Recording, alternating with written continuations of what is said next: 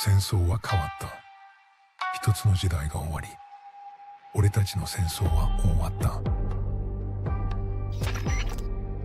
War has changed. It's no longer about nations, ideologies, or ethnicity. It's an endless series of proxy battles fought by mercenaries and machines. War and its consumption of life has become a well-oiled machine. War has changed. Verified soldiers carry algorithmic arms, manipulate social influence, AI enhance and regulate their timelines. Memetic control, information control, emotion control, battlefield control. Everything is monitored and kept under control. War has changed. The age of deterrence has become the age of control, all in the name of averting catastrophe from weapons of mass destruction. And he who controls the battlefield controls history. War has changed. And when the battlefield is under total control, war becomes routine. Think outside the cage.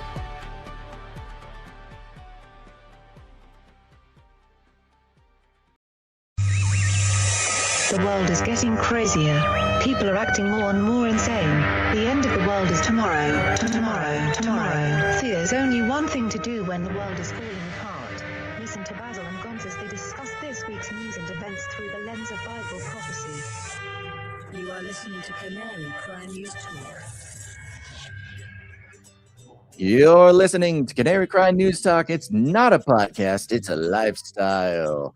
It is July 5th, 2026 on episode 955, and today, Soft Power Small Nukes signing on from Off the Grid Razzle Dazzle.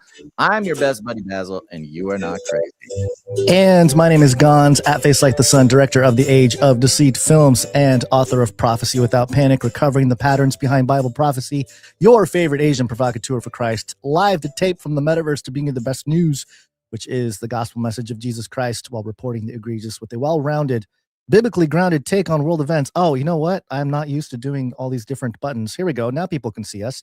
Hey, everybody. Hello. A little clumsy on the lifestyle thing, in the pitch, a little clumsy. We are currently trying something out. We are broadcasting in a vertical format. I think on my X account, is that what we're doing? It's on my X. I'm doing it on mine too. I mean, might as well. X updated their stuff, and a little weird, a little funky, but we're figuring it out. But hey, look, I'm gonna keep workshopping it. Okay, the intro, I'll make the points. We're not a podcast. Stop calling us a podcast. Okay, we're your fringe Christian lifestyle brand. If Palantir can be a lifestyle brand, we can be a lifestyle brand. Our faces are so, but your googly eyes are so close to my head on the vertical. It's on the vertical. Yeah, I know it's a little funky. Yeah. If you're on X, sorry if this is a weird format. We're gonna figure it out. Yeah. Hey, but today, guess what today is? It's the 6th of July. Happy 4th. It's the 6th or the 5th?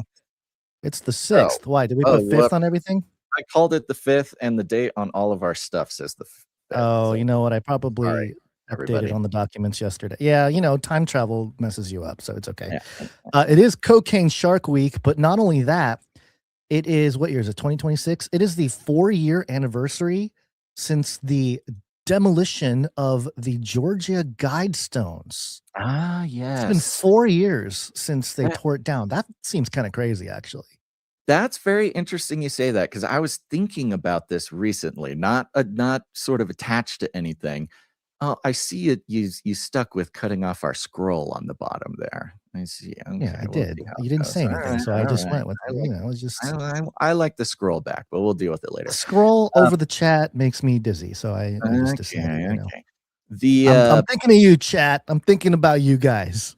It came to my mind the other day, thinking about the Georgia Guidestones, and I'm sure we figured this out at the time, but for those who don't know, the Georgia Guidestones are in Georgia, the United States, and the Guidestones are like this Stonehenge kind of structure that was built. And on the guidestones, there's a bunch of like Freemasony, Golden Agey, beast system-y, kind of occult stuff, right? Like we want to keep human population down. We want to do this. Here's how you build the world after the apocalypse. Like just a bunch of weird stuff. And it's been a focus of attention in sort of fringy online culture for a while, truther culture rather. But then strangely, what'd you say? It was 4 years ago? 4 years, yeah. 4 years ago, like in the depth of COVID, what allegedly happened, and there was some security camera footage of this, but it wasn't very good. But what allegedly happened is somebody blew up the guidestones with like a car bomb. Like they drove a car and exploded a car and damaged the guidestones, but didn't like destroy them. Like it just kind of did some damage. And then whoever's in charge came in and deconstructed and took away all of the guidestones. Like it's kind of suspicious. Thinking about it now, it's kind of like, oh, the guidestones are getting too much attention. These conspiracy theorists, are getting, it's right in the midst of COVID too. Remember this is like a lot of people were waking up for the first time because of COVID. And so it's almost like the guidestones were getting too much heat in that moment. And so they needed an excuse to like come take it down so people don't pay attention to it. And so they're like, oh, this weird terrorist came in with a car bomb and blew it up. And so we took it apart because it's unsafe or something like that. Just really weird. Well, the esoteric explanations that I heard at the time were like, hey, we're at that point now. We don't need the guidestones. They took their notes, it's about to take place. So, they got to take down all the evidence. But also, with my soul, real quick, sorry. With my soul, 670 says the damaged guidestones were cleared the same day. Like they're ready. They just swoop in, take it away. Yeah. Well, we know based on the research of our good friend Dr. Future, he made a whole documentary along with Chris Pinto, Dark Clouds Over Elberton. Go look up that documentary. It's pretty clear that some Rosicrucian back in the day funded the whole thing and put up these guidestones.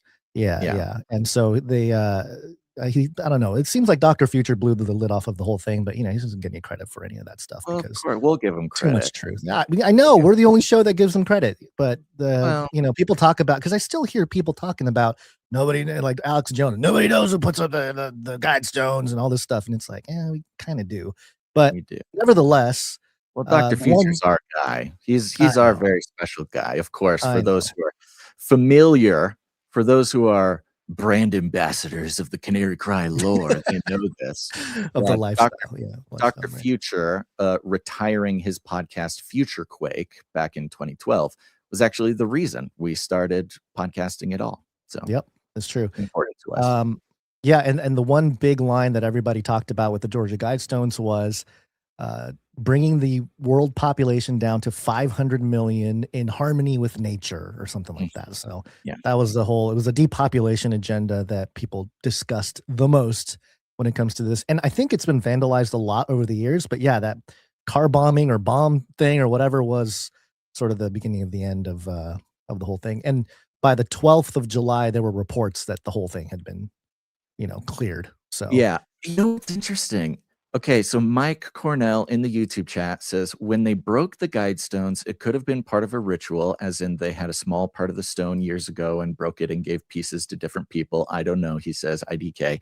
But he brings up a good point, because, like the Berlin Wall, right? When the Berlin Wall was sort of ceremonially destroyed, you can go and like certain museums, certain people, certain collections, they'll have a big chunk of the Berlin Wall that was sort of distributed in the economy of like magical objects around the world, right? This interesting. This fits into the theme of the show today. But I could see, I wonder. I'm looking it up on eBay right now. Is there if we PSA graded chunks of the guidestone somewhere, Yeah, That'd be is hilarious. where are the chunks? Do certain people have the chunks? Are there certain rich people who like, maybe have a big chunk in their collection or a museum or something like Trump probably has. definitely there's some like Masonic lodges around the country Oh, I'm that like sure. received pieces, right? And they kind of like have an altar Have- to it maybe or yeah, like a something. glass case lit up and For stuff. sure. If anybody out there has any lead on like where the pieces of the Georgia, that would be an insane, like deep undercover investigative journalist thing to do. You'd have to like call the dump truck company who Yeah, like, do some interviews. That's a do great some documentary, by interviews. the way. I think someone should jump on that. That's a See if great you can documentary. track down the pieces of the Georgia Guidestones. I bet it would be a We very find emails of Trump. I want the biggest one. I want the shiny piece. Oh, for sure Trump has a piece of this. Trump being like not only the sort of, tycoon billionaire in terms of fiat currency, but also the tycoon billionaire in the economy of magical objects. Again, this will come up Yes. a little later in the show. Before we get started, Guns, just kind of on theme. I received an email. Now, for those who don't know, I send out just a Oh, wait. little. Oh, yeah. Gary, what day is it? Monday?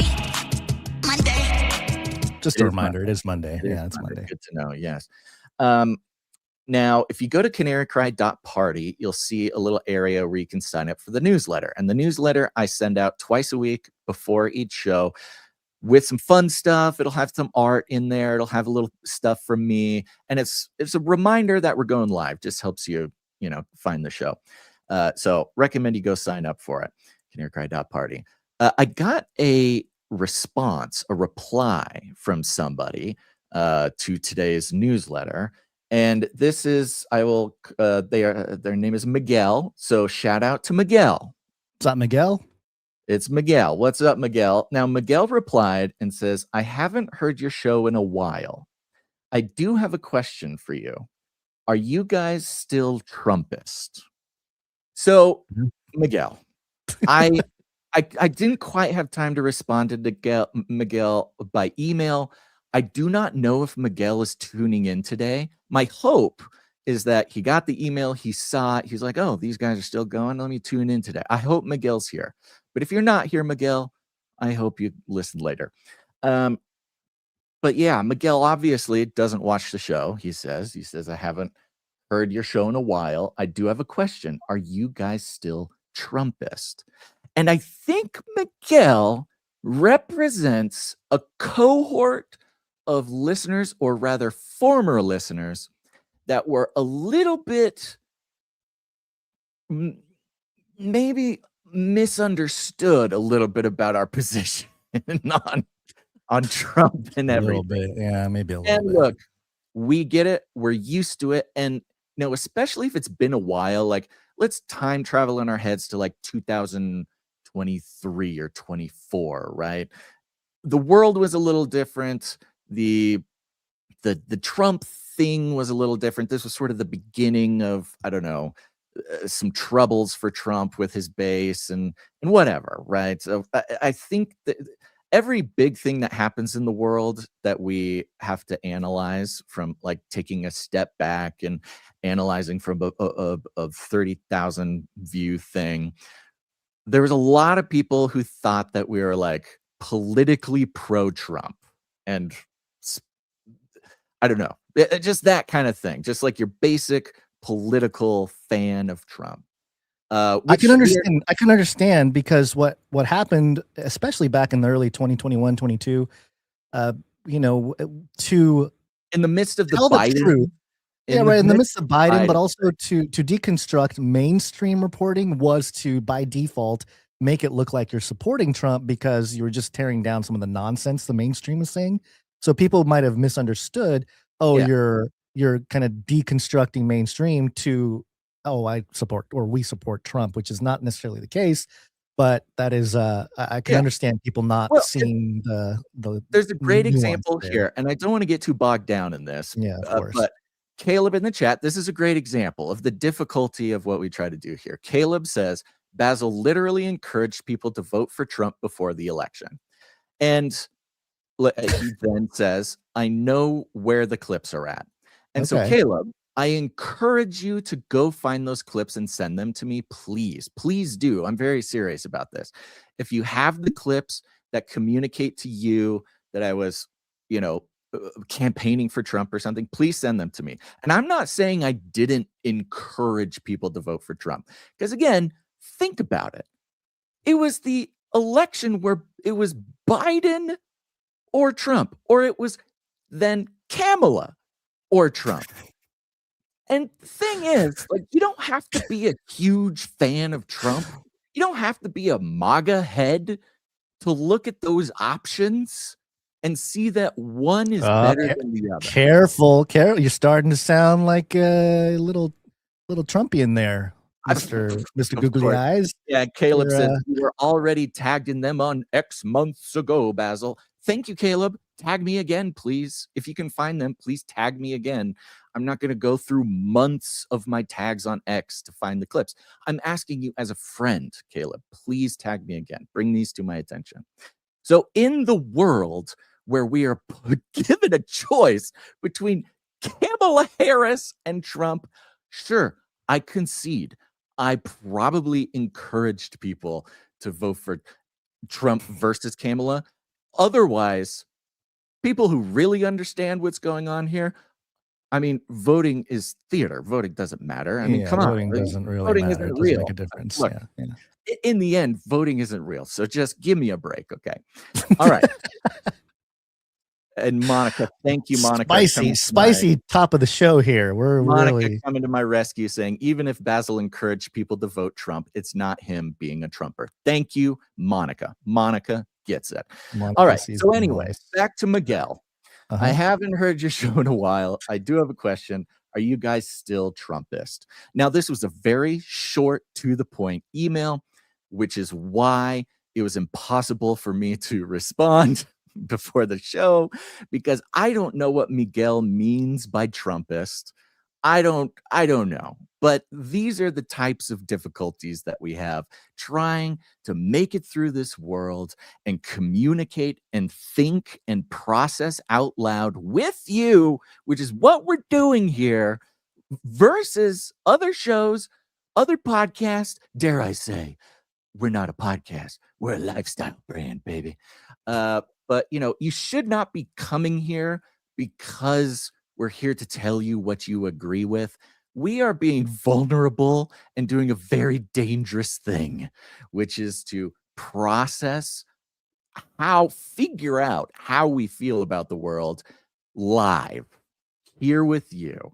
And your job, dear listener, is to be here with us and process with us and figure what's going out with us. It's it's the great conversation, okay?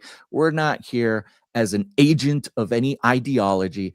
We are here as ambassadors for Jesus Christ on the very simple gospel that he came, he lived a perfect life, he was crucified for our sins, and he rose again. And anything outside of that, you are processing with us. So we invite you, if you don't want to do that, if you're not listening to a podcast because you want to process the world with us and figure it out, if you're here because you want us to tell you unequivocally the truth, or at least just tell you what you already agree with, that's not what we're here for. And this, my friends, is why we, like Paul's thorn in his side, right? Our thorn in our side, to remind us to be humble and that we are simply servants of God, is our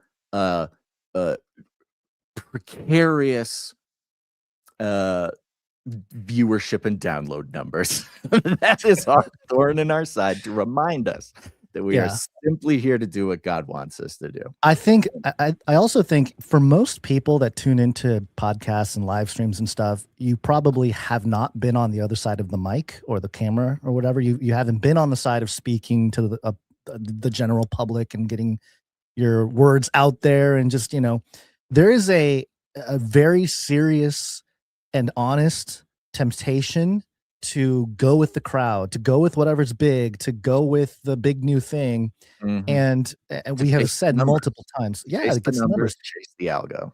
And of course, we've been on our topics for a long time, and sometimes the topics come to us where we sort of land the territory that we've been harvesting for a long time, and then the mainstream, or the eye of Sauron, if you will focus where we are, and then we're kind of cast aside while they make new influencers that are more popular or whatever. But if the we were to temptation, chase the algo, we would not be so far ahead of everything. Yeah, If right, you right, chase right. the algo, you are by necessity behind the real stuff going on. You are behind. You are chasing it.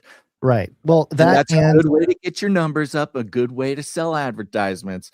But the dangerous thing, the real punk rock thing, is to not chase the numbers, which often harms you, maybe even literally and financially. But that's how, we repeatedly come to the conclusion that things happen around the world. They become common knowledge, mainstream interest, the things that we were talking about 10, 15 years ago. And I know for the Face Like the Sun account in 2016, there were many opportunities for me to take off my little prayer hat here and put on the MAGA hat and just go with it. And we probably would have blown up. If we got our channel taken away like we did in 2021, it would have been a much bigger deal. It probably would have been, more of a story, whatever. We could be like in that group of podcasters that like Trump comes to defend and like invites to Bezzling guns. Yeah, like something. Yeah, we don't. I mean, especially during our hockey stick trajectory in the middle of 2021 when we were ascending. We were when we got banned. we were on our way to apotheosis, and then we just said, no, we don't. We got to move. We got to move on. We got to jump into the news. But just to once again, Miguel, I hope you're back. I hope this clarifies. I love you. I'm not trying to pick on you, but this is great representation of something we're dealing with for many years now. But to land the plane and make the point about who we are here and what we're all about, the ongoing chat conversation, Caleb comes in and says, your votes do not decide the president. It's a consent ritual, which I agree with. And then Monica says, to each their own, Caleb. That's not my view, and I vote in all elections. Leaders are put into place under God's sovereignty and will, good or evil, which I also 100% agree with, Monica. And that's the beauty of what we got going on. Romans 13. You got to balance out the Romans 13 with the rest of it. So, yes, this is a good biblical debate that is not settled. It hasn't been settled in centuries. I don't think. And that's the beauty of it. But good job, fellas. For the beauty of it. We're participating in the centuries-long conversation of believers trying to figure out what's going on here. Yep. And with that, speaking of Trump and our attempts to have subtle opinions and deep analysis as to what's going on with Trump, who Trump is, what Trump does. We're simply calling balls and strikes here. And if you disagree with the call, that's okay. Stick around, be part of the conversation. Let's talk about Trump. Very interesting thing I found here on the topic of sports ball, Gons. We will launch a new age. They love killing. I am innocent. They're coming after me. I'm watching sports. Sports the good. Ooh, did the ball go? The ball goed. All good, Gons. I'm very excited. We get to talk about sports, not something I'm very familiar with, but of course, sports, one of the better ways that you can observe and analyze the larger invisible workings of power around the world. And of course, here, America's 250th birthday, we just got done with the high holy day of July 4th, which was absolutely jam-packed with the most obscene, magnificent, elaborate, expensive, gaudy, sort of esoterically heavy set Is of is that some of the rituals stuff you around were the sharing center. What's that? on your X? Some of those AI videos you were sharing on X, was that part of your? Incredible. It's incredible. I am absolutely floored by what I am seeing going on, in America. And what we're seeing is soft power. Okay. Yeah. Trump, he's flexing soft power on behalf of America in the world in a way that we really haven't seen, right? Especially during like a Biden presidency.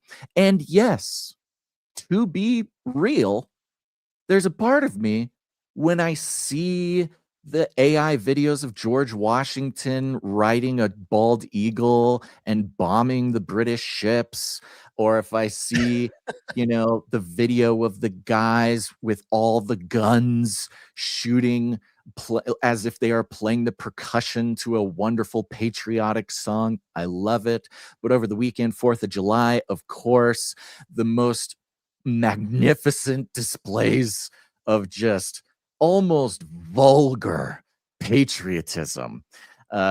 We, of course, oh my gosh, load up Monica's Mount Rushmore thing. Oh yeah, okay. Producer Monica, God bless her, here in the chat, thank you. Went to the fireworks display at Mount Rushmore again.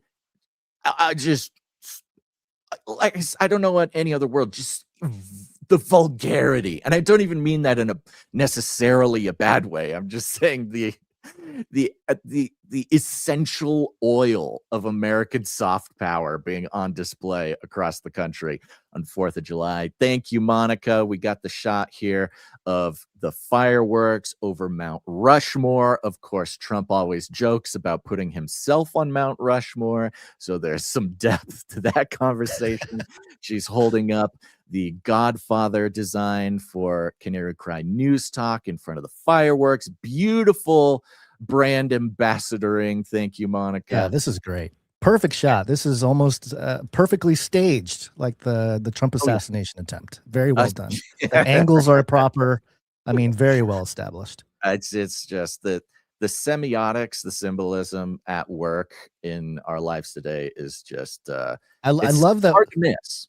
I love that we're kind of blurry too, which perfectly fits the entire thing, Yeah, It's like it's perfect. everything else is in focus. We're blurry. We're just kind of kicking. So not to dive too, not to get too lost in the sauce here, but like the first show we are doing after this outrageous weekend of like the culmination, like a peak experience of patriotism coming after the World Cup stuff where all the foreigners come to America and they're just minds are blown. They're like, air conditioning, what the heck's going on with air conditioning? I can't believe our European government is keeping us from air conditioning. The actual politics of Europe are being assaulted when it comes to air conditioning in Europe, and they're actually considering seriously like conforming their politics around air conditioning to America because of this World Cup. We're seeing, of course, all the foreigners come and just lose their minds about American food, even just the concept of drive-thrus, even just walking into Walmart, all the America stuff that has been so, I would say, probably rightly criticized, and America has been sort of lambasted for over the many years under different ideological reigns around the globalist, propaganda campaign. All those same things are now being turned around, and the message is, oh no, actually America rules, even in the sort of vulgarity of everybody owning guns and Walmart. But did you notice it's all like what they're falling in love with is some of the established corporatism. It's all of the commercial. It's all the consumerist stuff. It's not there. I mean, I've heard a little bit of like, oh, they're nicer than what we think. I know a lot of people obviously think we're all mean people. Yeah, where like walking around with guns shooting each other. But more so, it's about people falling in love with ranch dressing. It's people, again, like you said, the food. It's the consumerism that they're falling in love with, not necessarily. All of it. Yeah. It's Like I culture said, of consumerism. there was some very beautiful stories and viral things where like the German guy was like needed a ride and these Americans picked him up and he was like crying on the news about how nice Americans were and how he's been lied to his whole life. And when he was coming to America to watch the World Cup, he was like legitimately fearful that he was going to get shot, right? All the anti-American propaganda, which again is not necessarily false. Like you say, the corporatism, the ranch dressing, the temples of consumerism, that is Walmart, etc. All these things that are rightly critiqued here and abroad about America through this process, I would say, of the last 6 months leading up to the World Cup and then reaching an apex, a crescendo over the weekend for 4th of July. Because remember, all of these foreigners who are in the country having their lives changed because they came here for celebrating 250 in America with Americans. That is the most. They were there for it all. And there is even all these stories and viral things about overseas, like in Japan and in other countries, they were putting on elaborate July 4th 250 fireworks shows. Okay, the externalization of the hierarchy going on. So they're celebrating America in their own countries on behalf of America, which of course, you know for a fact that a lot of that is a result of Trump's soft power magicianry. Right? They didn't just do it because they wanted to. You know, the big man made a call and Japan put on a America 250 fireworks show, etc., etc. And along those lines, there's this story back to the World Cup and FIFA. Something happened over the weekend when it comes to FIFA, the White House, Trump. The headline for the story is Inside the White House Campaign to Overturn a World Cup Red Card. And it's mentioned a little bit, but just for a little bit of background, for those who, Americans, we don't have a real close relationship with football or FIFA. Its power is sort of not flexed here in America. Soccer has no power here, okay? Your magic doesn't work here, football. But FIFA itself, which is the global worldwide football organization, a lot of people are aware of this, but if you're not, keep in mind, FIFA almost, and perhaps literally, exists as an extra governmental ruling body in its own way over pretty much the entire world except for America. If you've been following, there's been all these big stories. FIFA famously will politically punish countries for various reasons. FIFA has this power. It's almost like a World Economic Forum. FIFA outside of America to the rest of the world is like a World Economic Forum, just takes this different form around football because football is very important. Well, FIFA, there's also something called FIFA Gate. Do you know about FIFA Gate? Yeah. This was a couple years ago, last year maybe, something like that. It says 2015, so a decade ago. But well, there's a lot of FIFA Gates. I will say that there's a lot of FIFA Gates. They are constantly. They literally are an extra governmental world power like the World Economic Forum. So particularly with the one from 2015, the FBI and the IRS Criminal Investigation Division looked into wire fraud, racketeering, and money laundering by FIFA. Oh, that's nothing, bro. That's nothing compared to what FIFA is going on. Monica asks, what does FIFA stand for? I don't actually know. Let's It's find out. the Federation Internationale de Football Association. So just the yes. International Soccer Association. Federation Internationale de Football Association. So there you go. Now, something big happened over the weekend. I do not think it is a coincidence that it happened basically on 4th of July. Happened on 3rd of July, but played out on 4th of July. Here it is. MSN. This was actually appeared in the Wall Street Journal. Inside the White House campaign to overturn. Now, before I start here, Oh gosh, I hope can't even finish a headline. Please, as we go forward here, if you just tuned in, go back a few minutes and listen to the intro of the show where we got a chance to explain our relationship to Trump. Okay, keep that whole conversation in mind, because if you do not keep that in mind, nothing that I say from here on out will seem wondrous. Okay. Wall Street Journal. Inside the White House campaign to overturn a World Cup red card. In the hours after the U.S. secured its first victory in a World Cup knockout match in more than 20 years last Wednesday, the mood inside the White House was anything but celebratory.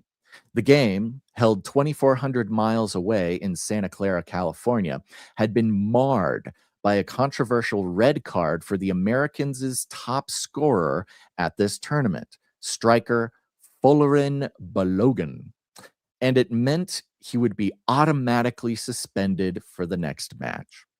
So America won its first big game in the World Cup in many, many years, but on the same game, there was a red card given to a player, which means that he could not play in the next match. And the next match is the quarterfinals. So this is very important for America. That's when senior Trump administration officials hatched a plan that would go down as one of the most audacious in the 96-year history of the World Cup.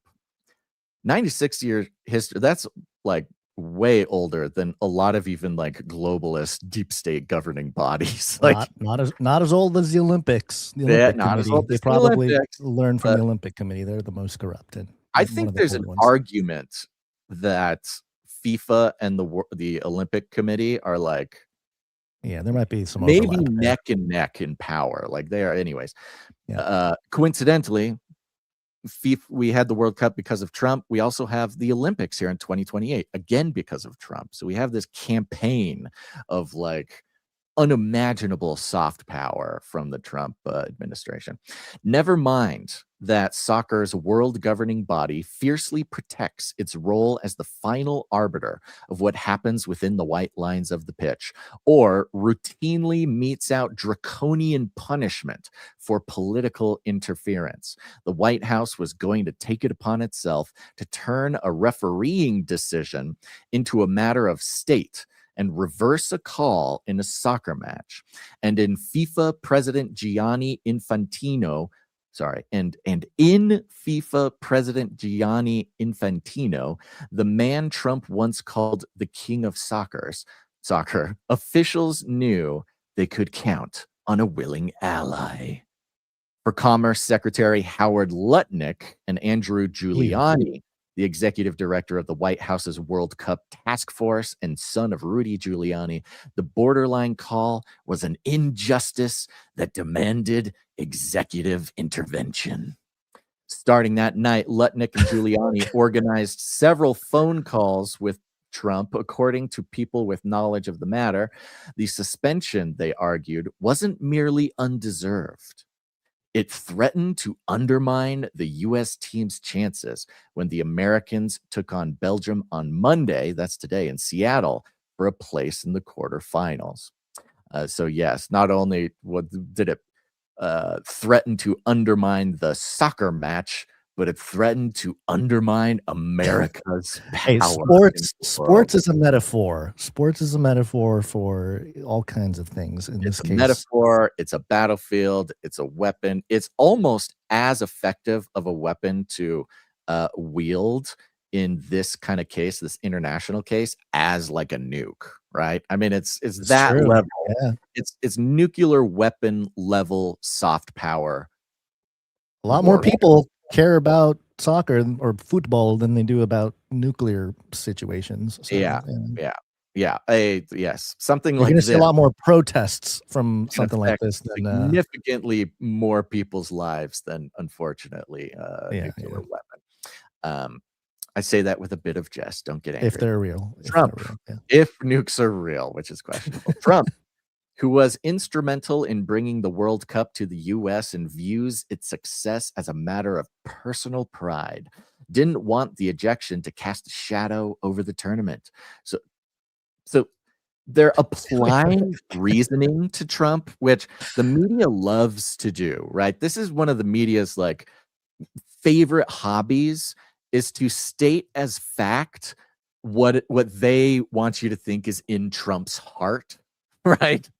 So they're kind of saying like, oh, this is just personal. The Mad King just has a personal grievance and doesn't like it when things don't go his way, not taking into account the reality of geopolitical maneuvering that's going on here. Trump, who was instrumental in bringing the World Cup to the U.S. and views its success as a matter of personal pride, didn't want the ejection to cast a shadow over the tournament. So the president instructed his team to find a way to lift the suspension. The people said Lutnick, Giuliani, and other administration officials started recruiting high-powered, Trump-aligned lawyers to mount a legal challenge to the suspension. Oh my goodness! They discussed. They're deploying the lawfare soldiers. The lawfare, like Delta Force. They're putting together this like special operations lawfare squadron to challenge legally in the court of law the suspension of a soccer player. They discussed challenging FIFA's use of slow motion replay to decide whether Belogan's stepping on an opponent's ankle constituted a red card offense. Now, this idea of what actually happened constituting a red card offense is a huge conversation that we're not going to get into. We're not going to do a play-by-play. But the point has been made, and this is the background for this particular thing, that there are a million examples of players doing demonstrably way worse things on purpose, diabolical actions during soccer games that should constitute a red card, but didn't get a red card. Especially the celebrity world-class athletes or soccer players that are well known. You know, the refs might turn a blind eye to some of those. And so conversely, the conversation around the world, by the way, is that, hey, this referee made a bad call. It was obviously an accident. It wasn't a huge disaster. And giving a red card here is either A, just a bad mistake, a bad referee call, or B, suspicious. Like there's some sort of FIFA deep state that is trying to sabotage America. FIFA is the deep state, but okay. It is its own deep state, right? Yeah, FIFA is its own sort of whole thing. And so, yes, there's this suspicion that, hey, none of that makes sense. That is blowing this way out of the water. Like some man in a dark suit walked up to the ref with a suitcase, showed him the money, and said, "Hey, you knock out the U.S., we'll give you this cash or something." And right? It's one of those things. It's kind of like the legal system and like judges, right? Yeah. Where referees are individual people who are given this authority that they get to make calls, and what they say goes. So it could be as simple as a personal thing for a referee, could be a mistake, could be a personal grudge, or there could be some sort of deep state like thing going on here. We should enjoy bad ref calls, because I think a lot of these eventually over time, they're going to want robots and AI and all that stuff to be running sports, governing, the plays and calls and stuff. And well, long the days. That was another story last week or over the weekend. In another game, there was a bad call made that was on video. It was something about this guy wasn't supposed to hit the ball with his head, and the call was made that he hit it with his head, and so that, these things are big in soccer, of course. wars are fought over smaller things. But the call was made, and it's on video, it's slow motion. Any human person who watches the video, it is not up for debate that this soccer ball did not touch this guy's head. But an AI that was part of the refereeing system, the AI said that from what it saw, there's a 93% chance that the ball hit the guy's head. And so they made the decision and enforced the penalty. But anybody with eyeballs could see that it didn't happen. So this AI thing is already in the works here. And of course. because it's FIFA and because it's such a global power structure, it's also another example of this petri dish for deploying technocracy in the general public. This is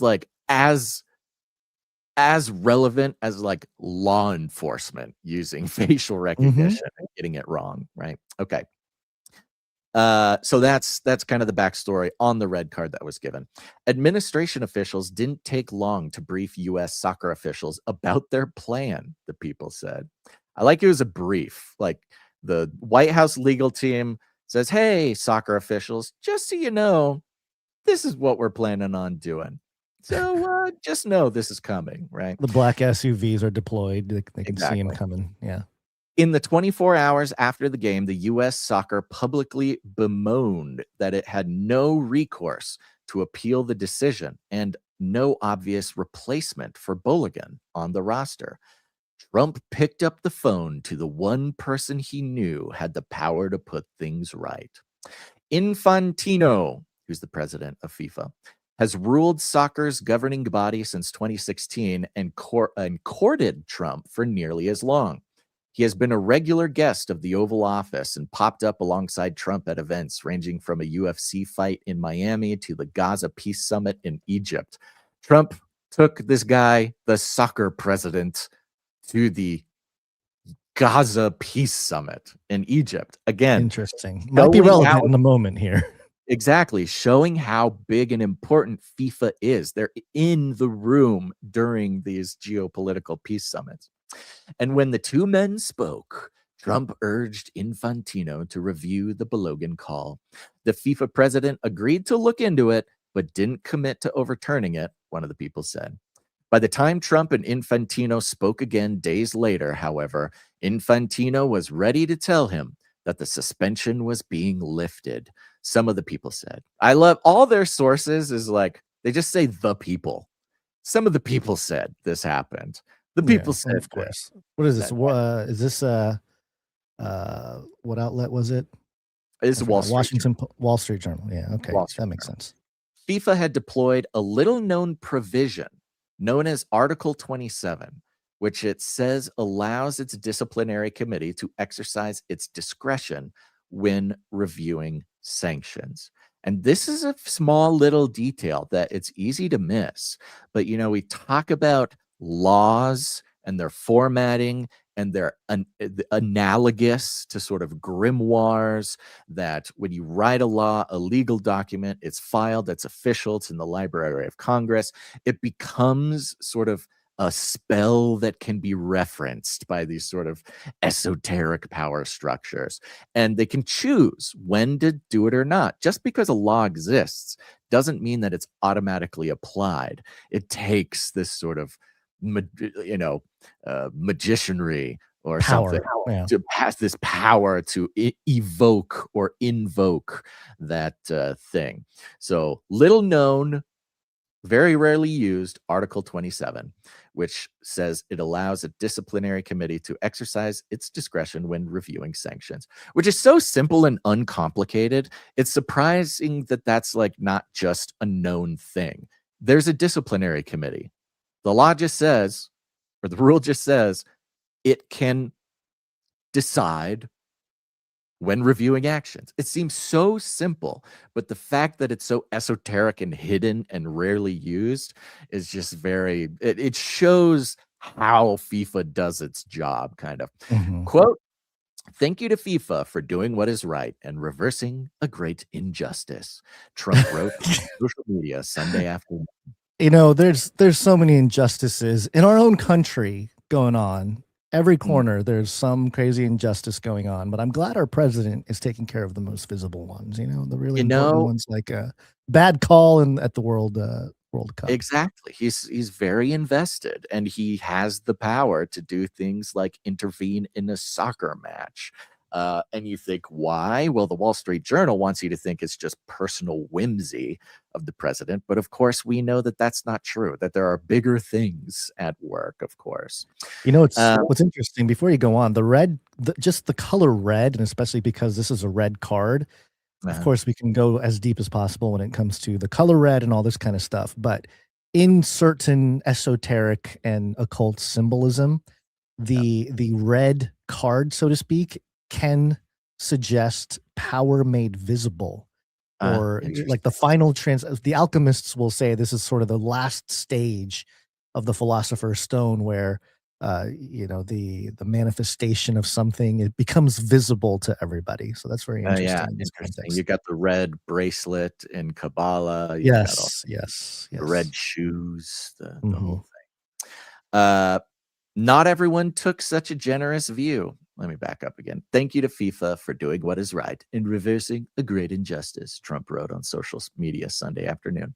Not everyone took such a generous view. Soccer fans across the rest of the world, and this I start to question.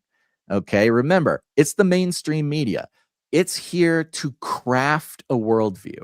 It's here to pick and choose and aggrandize and minimize and work with the ingredients of narrative to give you an impression about how to see the world in the way they want you to. And so it says, not everyone took such a generous view. So right there, vague language. It could be one person on Facebook yelling at nobody, and that'll be not everyone. Yeah. They're going to try to give the impression that the world is coming together to stand up against America and fight this corruption. But really, all they got to do is one guy on X didn't want to, or whatever. Not to say that there's not people who don't like it. I'm sure there is. But the Wall Street Journal, of course, is building a narrative here for us. Not everyone took such a generous view. Soccer fans across the rest of the world cried foul over what they saw as a head of state putting his thumb on the scale and forever tarnishing the integrity of the World Cup. So it's Trump's fault. He's the guy. He's the one that tarnished the integrity of the World Cup. Which is a ludicrous thing to say, person. As if FIFA and the World Cup is not already globally infamous for corruption. It's like wielding political power, giving this impression that the World Cup is seen as like this utmost, integrous institution and thing, which you can say this to Americans because Americans don't really know, right? I saw some chatters in the thing said I didn't even know FIFA existed until you just brought it up, right? So to Americans, there's kind of a blank slate where you can tell whatever narrative you want and they just won't really know. But Trump is forever tarnishing the integrity of the World Cup because, of course, they want you to think that, like a leper in ancient Israel, like a leper, if he touches you, you are then unclean, not just physically, medically, but spiritually, you are unclean. That's Trump. There's a good list of histories, like I mentioned, the 2015 FIFA gate, but there's also 2010 South Africa World Cup bribery allegations. Jack Warner, who was the one of the vice presidents of FIFA, the CONCACAF corruption, where U.S. prosecutors accused him of exploiting certain positions for financial gain, of course. Yeah, 2018, Russia, 2022, Qatar bidding controversy, World Cup media rights deals, corruption. So, this is the first one where it's on the field, though. It's the first one on the field, Basil. The game was pure. The institution was corrupt, but not until Trump came around. The game itself was pure. Exactly right. They're again, in classic American fashion, just have no idea what's going on when it comes to soccer. All right. FIFA declined to comment on the White House's influence and insisted that its disciplinary committee was an independent body. Yeah. I mean, yeah. Why? Like, what's even the question here? Of course, it's an independent body.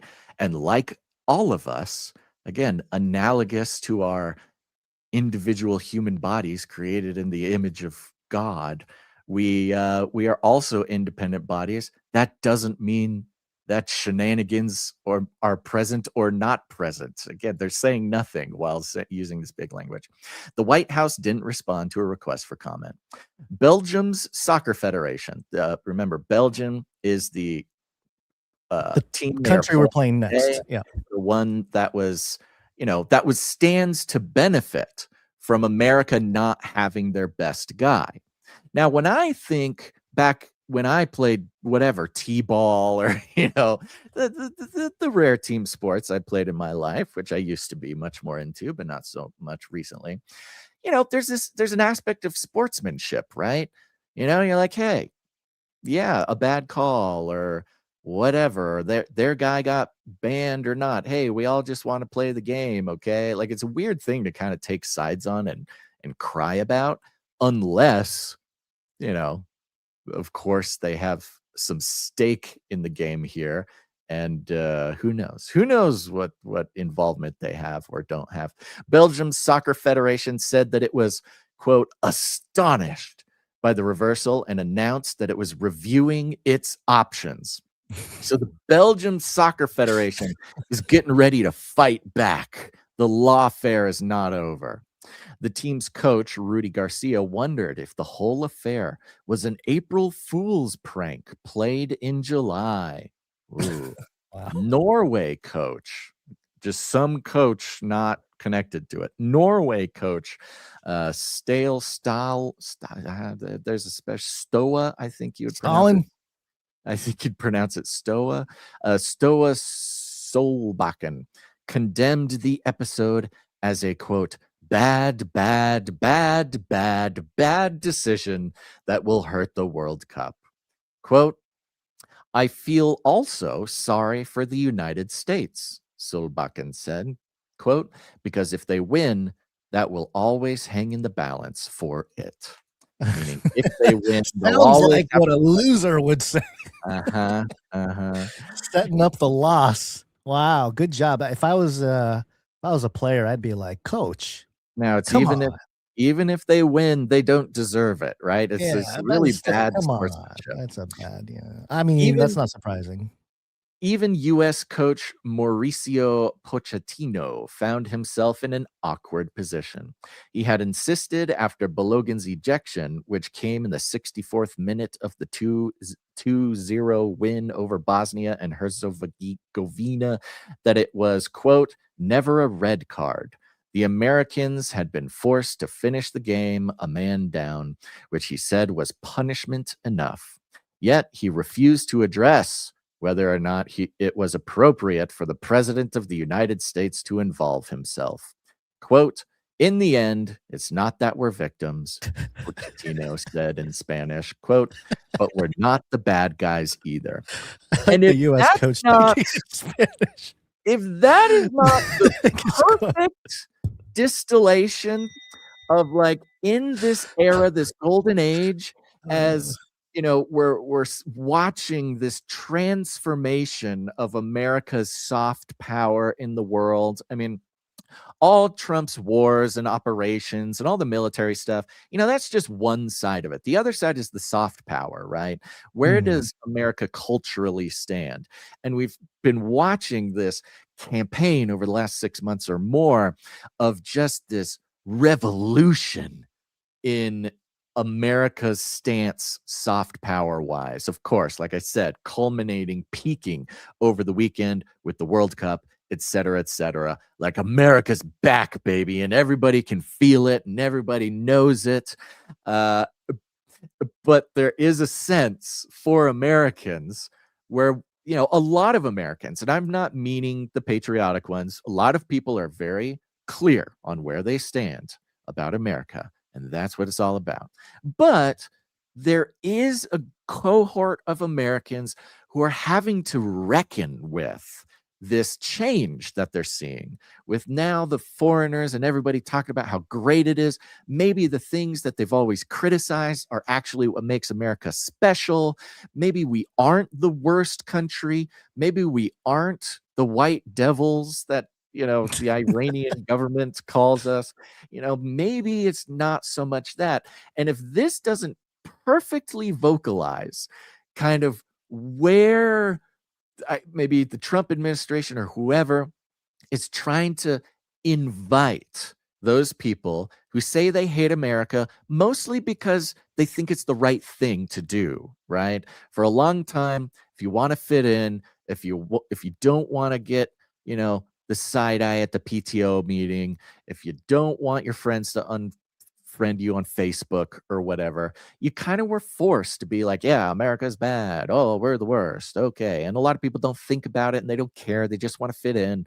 And that's there's been 10, 15 years of that, maybe even more. But now the last sentence of this tale of how Trump's masterful soft power relationship style politics can change the direction of history. They give you the mantra. This is the mantra that the America haters are being invited into changing their mind. And it's, in the end, it's not that we're victims, but we're not the bad guys either here. Okay. And even that is just like almost unimaginable. You go back just a couple of years in the Biden thing, like, oh, you can go into the military industrial complex and the United States' hand in all kinds of world affairs. We're not the bad guys. We're not the bad. We're not really the bad guys. What's also interesting along these lines here is just the whole tone of the you mentioned the ethics of this. I think this is part of the wielding of soft power, the most prime example, because when we talk about the difference of hard power and soft power, if you're not familiar with those terms, I mean, they're pretty straightforward. But you think about hard power, you think force, like military force coming in, rounding up people, whatever. They're much more tangible, kind of boots on the ground type of stuff. Soft power is much more nebulous in a sense. It's through the law. The law is actually probably the most spiritual, right? It's right. Like an analog to spiritual warfare in a way. In a way. I think moral and the ethics of it is really the most clear way to talk about it, because you look at what Trump is doing. It was like what did it say? Moral prerogative or like ethical or something along those lines in this article? I can't remember if it said those exact words, but you had mentioned it. Yeah, you had mentioned how there's like this moral authority being wielded by Trump is like, we got to make the right decision here. We got to do the right thing. Well, he talks about injustice, right? Injustice, yeah, okay. An injustice.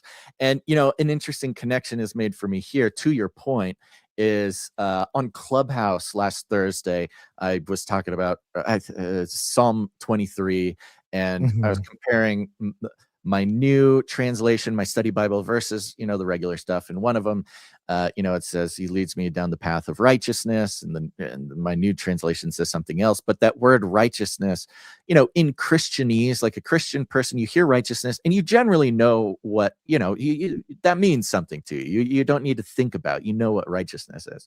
But to like a secular person, a Christianese word like that is kind of, they don't really get it. It could kind of turn them off. And, how do you define righteousness to a secular person? Well, and in its most like etymologically plain definition, like with the root words and stuff, it applies very closely to justice. Like even the word in Spanish for justice is something like righteousness. I don't know the word, but it's like the same word for righteousness. So when we say righteousness and we seek righteousness and God's righteousness, it's not just being good, like being a good boy, but it's justice. It's divine justice. It's things right and in alignment with the way God created them. And so for Trump to invoke the name of justice is has this moral and ethical implication on this like worldwide stage. Yeah, another word is honesty. That's another the Hebrew word just or righteousness. Yes, it has the justice, but also the word honesty. So that's part of the equation here. But yeah, I think that's wielding that authority in a sense in this context of a sporting event, which is ultimately pretty inconsequential. I mean, I guess if you're betting on the World Cup, you got a little more on the line, but in terms of like seem inconsequential. That's our what American I'm saying. instincts, yes, would seem inconsequential. However, in the invisible realm, extremely right, and culturally and everything else, spiritually, sure, but it's just interesting to see. It's a very telling thing where, and maybe this is part of the modernization of the world, that we're just a few steps away from this becoming actual policy making. Like let's settle the Gaza thing with a football match or something. I mean, and then it's going to be rigged. The balls are going to be rigged, and whatever. I'm sure someone's brought that up too. Do you think the soccer balls are rigged? You think they got some microchips in there that start making it spin a certain way? I'm sure there's all sorts of crazy stuff. Interestingly enough, again, another weird connection, just to mention it. I didn't bring it to the show yet, but a listener sent me an article that somebody wrote about robot jocks. For those deep Canary Cry brand ambassadors, you'll remember Robot Jocks is like my favorite movie as a kid. It's like an 80s movie about giant robots, and the world is such that there's no wars, because if countries have disagreements with one another, instead of going to war and everybody dying, they have a robot battle between one guy on one side, one guy on the other side. They're in giant robots and they settle the score this way, right? Awesome movie and awesome article this person sent me. It has kind of a really interesting analogy to what we're seeing here, where it's, in a way, this geopolitical scorekeeping happening not in a military way on the battlefield, but still having significant impact on the state of geopolitics. Soccer is robot jocks. That's what I'm coming to. If anybody out there was looking for a reason or a way to think about soccer on the world stage, it's like countries duking it out in giant robot suits. Fantastic. Did you okay, you're going to mention this. Just a quick mention, because this is very interesting. This is kind of Trump's superpower here. And this is something that we've kind of touched on before. We know this because you kind of ask, okay, Trump made a personal call and something happened, and that's kind of what he gets to do.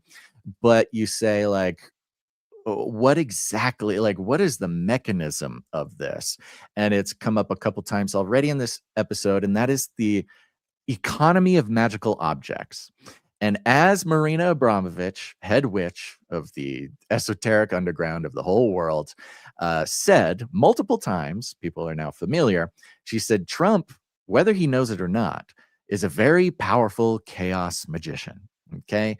And so there's an interesting esoteric way to, of course, if you're familiar with the elite machinations, esotericism is a big part of their worldview, the way they do things.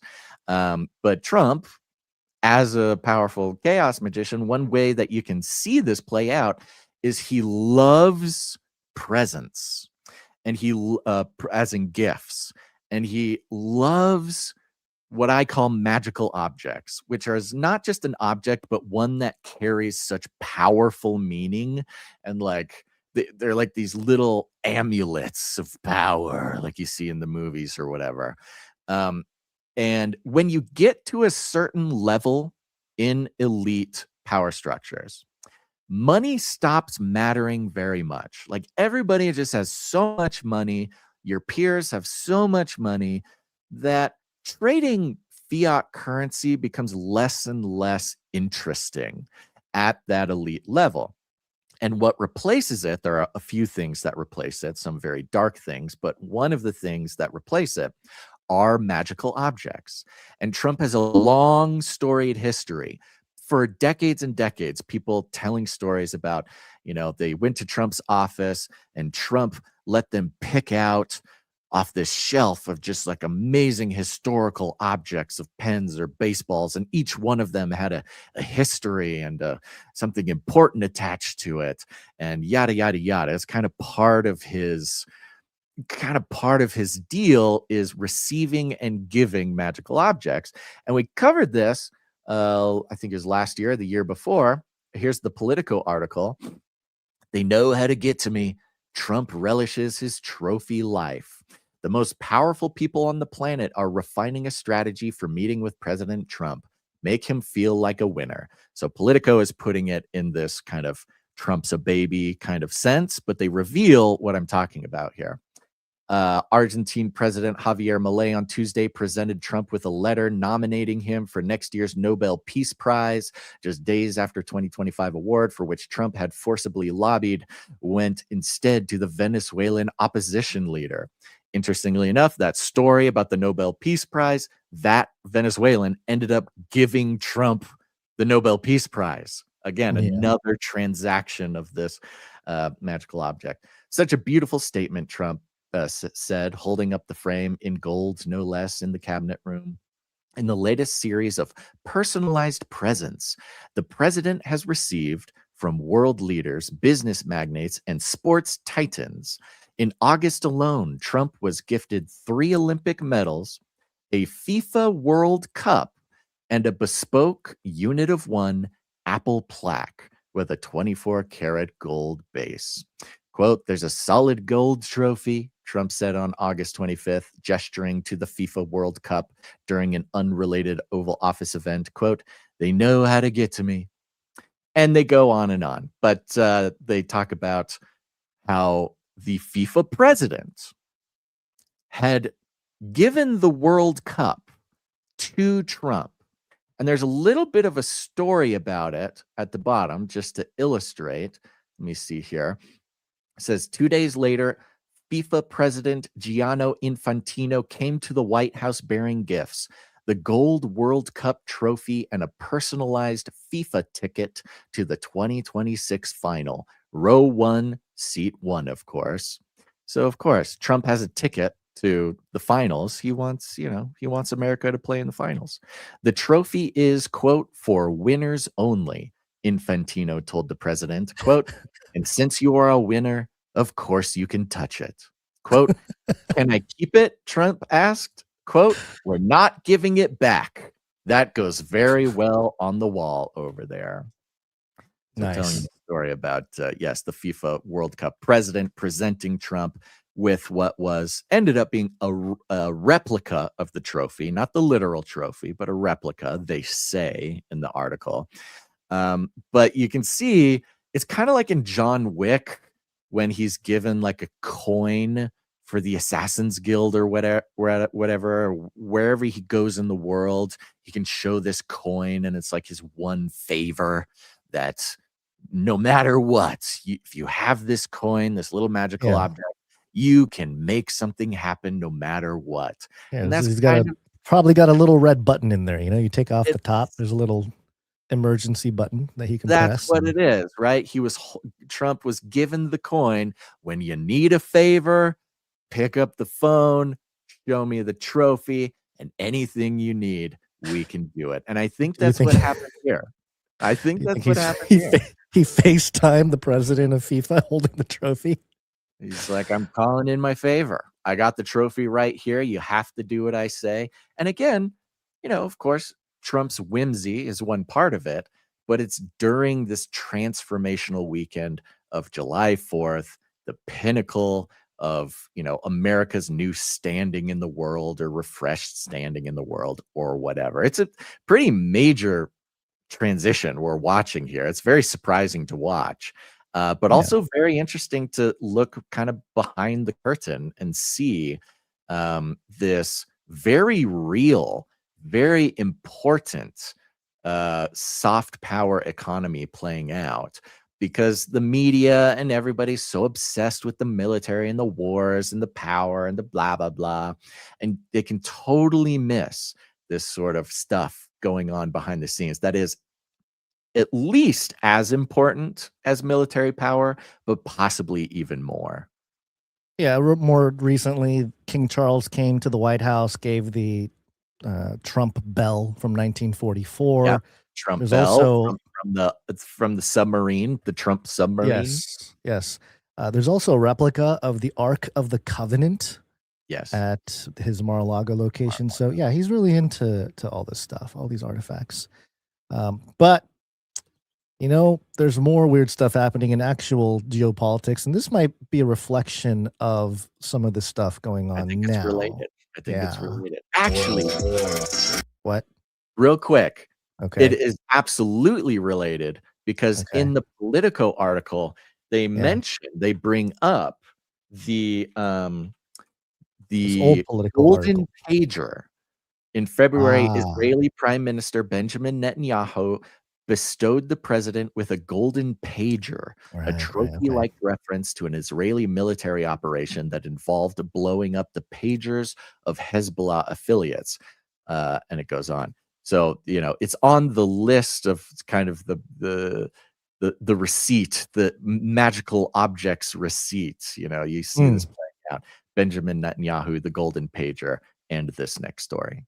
World War III. We can fight the Third World War down there. Speaking of the beast system, beast system. This is coming out of AP, so it's legit. And the headline here is Hamas dissolves its government in Gaza to transfer power to a UN-backed committee. So, boom. I mean, wow. Boom. This is kind of crazy. I mean, Gaza has been the bane of everyone's existence all over the world when it comes to the conflict with Israel and all that. So, okay, so Hamas dissolving its government in Gaza to transfer power to a UN-backed committee. Okay, let's see what the AP reports here. The Hamas militant group said Monday it had dissolved its government in Gaza and is preparing to transfer power to a technical committee backed by the United Nations as part of a U.S. brokered ceasefire deal. A technical committee backed by the United Nations. Okay. It's a different way of saying a technocratic committee. Technocracy. Yeah, I think they're a little more explicit in a moment here. Hamas did not say whether it planned to take the crucial step of disarming or handing over security to an international force, but described its decision as evidence of its commitment to Gaza's reconstruction after years of war. This okay, is what soft power is about, right? We're also watching this soft power. Hamas said it dissolved its government. Israel didn't destroy its government. The U.S. didn't nuke its government. Hamas Gaza, dissolved its government to hand it over to a technocratic committee. It's incredible. Yeah, it was unclear if the move, announced by a lower level official, some peon announced it, would lead to any meaningful change on the ground. The Board of Peace, the new entity led by President Donald Trump with the mandate of governing and rebuilding Gaza, said it was aware of the Hamas announcement, but would assess the impact based on, quote, actions, not promises, end quote. The board stressed in a statement on X that the Technocratic Committee must control all weapons in Gaza as laid out in the ceasefire agreement. So there you go, right there. Yeah. Obvious reference in AP that it's not just a technical committee, it is a technocratic committee. And also the main indicator they're looking for is that the weapons and all the violence, the means to violence in Gaza are handed over to this technocratic committee. The monopoly on violence. The monopoly on violence must be handed over to this technocratic committee. That's wow. Okay. Yeah. Okay. At a news conference Monday, Ismail al-Thawabta, general director of the Hamas-run government media office, said, quote, only technical and professional staff would remain in their position to run the Palestinian enclave day-to-day affairs. Only technical and professional staff. That is the technocracy in the 1910s and 20s. Yeah, in the 1910s and 20s, the whole concept of a technocracy was, hey, these politicians, they don't know what's going on. You know, they got these biases. They don't understand how everything works. Let's get the engineers, the mathematicians, the technical people, the scientists. Let's get them in there because they know how all of this works. And so they'll have a more informed palate to make their decisions. That is the technocracy. I mean, straight up. Perfectly in line, of course, as we've covered before. That is Trump's. That's his thing. He is the spiritual ancestor. He is in literal in some sense, yeah. Right. He is in the lineage of Technocracy Inc. from the 20s or whenever it was, where they imagined Mexico, Canada, America as one big technocracy, including Greenland, and we've gone through this whole thing here. And the Board of Peace, remember, the thing that Trump just spun up. I was going to say randomly, but not. It's not so random. It wasn't random, but it was. He spun up, and the idea of the Board of Peace, of which he is the chairman, with no plans of not being the chairman, is explicitly meant to replace the United Nations. It's this. It's like the Trump globalist organization. Right. And so Trump, not as the president of the United States, and this is a subtle difference we got to keep in mind. There's Trump, the president of the United States, but then there's Trump, the chairman of the Board of Peace. And those are two different positions and two different things, because Trump will not be president someday. But when that day comes and he is not president, he is still the chairman of the Board of Peace. You know why that's so interesting is because when Obama was stepping down, of course, the end of his term between 2008 and 2016, one of the big rumors at the time was, because the whole Antichrist thing didn't work out with Obama. There was a lot of Christians saying Obama's the Antichrist, and he didn't really turn out to be like the Antichrist. So people were like, well, what do we do now? And they were saying, Obama's going to take over the UN. He's going to become president of the UN. And that's how we'll get the, one world government, new world order, that type of thing. But ironically, he was in his underwear and running the Biden administration. Exactly. In the meantime, Trump openly does the Board of Peace. And like you said, replace the UN. We're all running around scared about Obama being the Antichrist, taking over the UN, and Trump waltzes on in, spins up. It's everyone's support, by the way. Yeah, all those Obama haters are like, yeah, Trump, and then turns out he's putting together the global international institution think tank that's going to guide all this stuff and police the world. Interesting.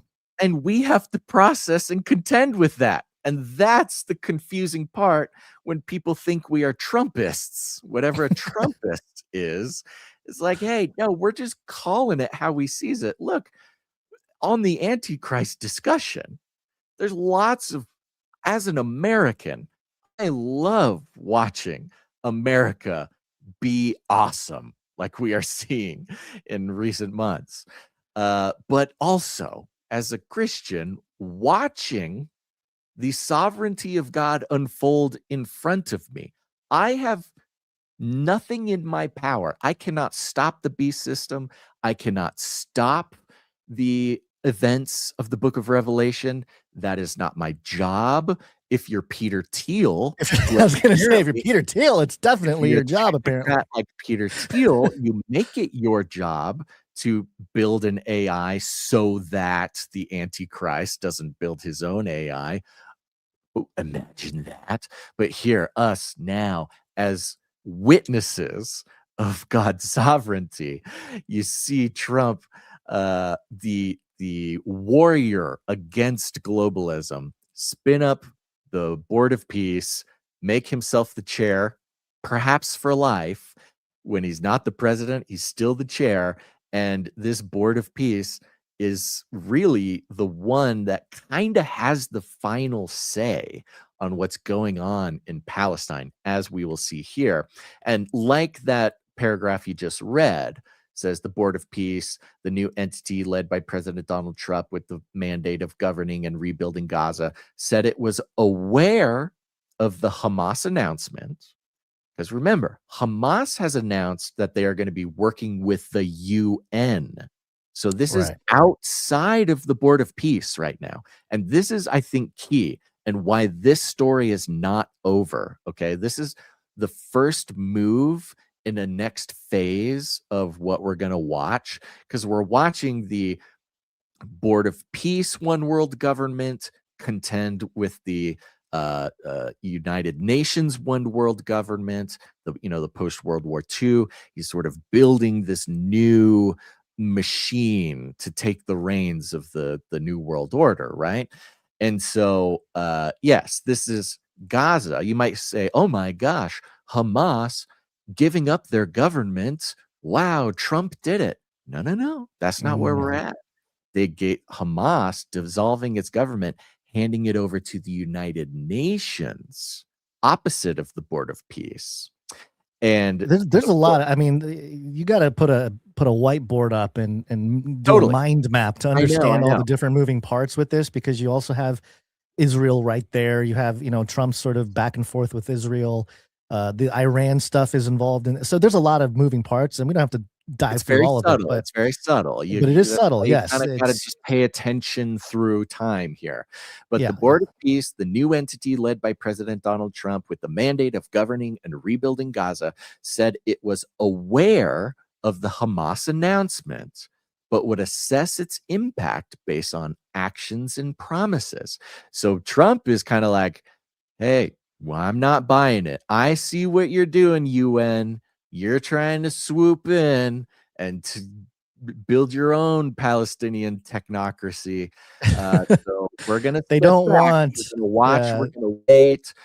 We will assess the impact based on actions, not promises. The board stressed in a statement on X that the Technocratic Committee must control all weapons in Gaza as laid out in the ceasefire agreement. So what we see here is a setup where now Trump and Netanyahu and the Board of Peace actually has an incentive for Hamas to not hand over the reins to the UN. We may be seeing some interesting, reactions, whether they're military reactions, something, this is not what Trump wants. It doesn't benefit him in the way that he's hoping. Right. So it's almost like Trump wants to reconstruct Gaza with Mara Gaza. It's almost like they're making their own reconstruction without the Trump plan. Yeah, so they're trying to stop Mara Gaza. Right, they're like, right. But they still want know this is over. We know we need to dissolve our government. We're gonna have to. They're just trying to choose who they want to take over Palestine, and right now they're trying to give it to the UN instead of the Board of Peace. It's such a bad situation too, because since October 7th, according to AP, this is another article. This is the link for the Gaza's reconstruction article. Of course, October 7th, 2023 is what kicked off this phase that we're in of the Israel versus Gaza situation. 1,200 people killed, 251 hostages taken in that event. But since then, Israel has retaliated, according to AP, killing 73,000 Palestinians. So it's a little bit of, I don't know if there's enough retaliation there or not. But what's interesting, they talk about back to this article, they talk about the different things that this will be good moving forward towards a positive step towards the path to implement a ceasefire. But it does quote Israeli Foreign Minister Gideon Sa'ar. He dismissed the move, saying it was designed to avoid disarmament. Quote, as long as Hamas retains its weapons, any civilian government will, of course, operate as Hamas dictates, he wrote on X. So that's the committee. trick. Yeah. The Committee of Technocrats. I mean, this article just becomes more and more explicit as it goes on. The Committee of Technocrats, which is based in Cairo, is chaired by Ali Sha'ath, a Gaza-born engineer and former official with the Palestinian Authority. It has a mandate to restore essential services and oversee civilian affairs under the supervision of the UN and the Board of Peace. Ah, interesting. So there is something working out here. It might be this sort of it's a negotiation taking a little place. bit of working together, not trying yeah. to be at war with one another, the UN versus the Board of Peace, but sort of a reshuffling. Yes. But the thing not to not miss is that the reason why this is probably happening to begin with is because Trump did put together the Board of Peace, where it sort of puts, the UN was sort of the monopoly of world power institutions. When Trump puts together the Board of Peace, then you have an opposition force to be like, well, I'm going to take over the UN. He threatened the UN, the whole deal.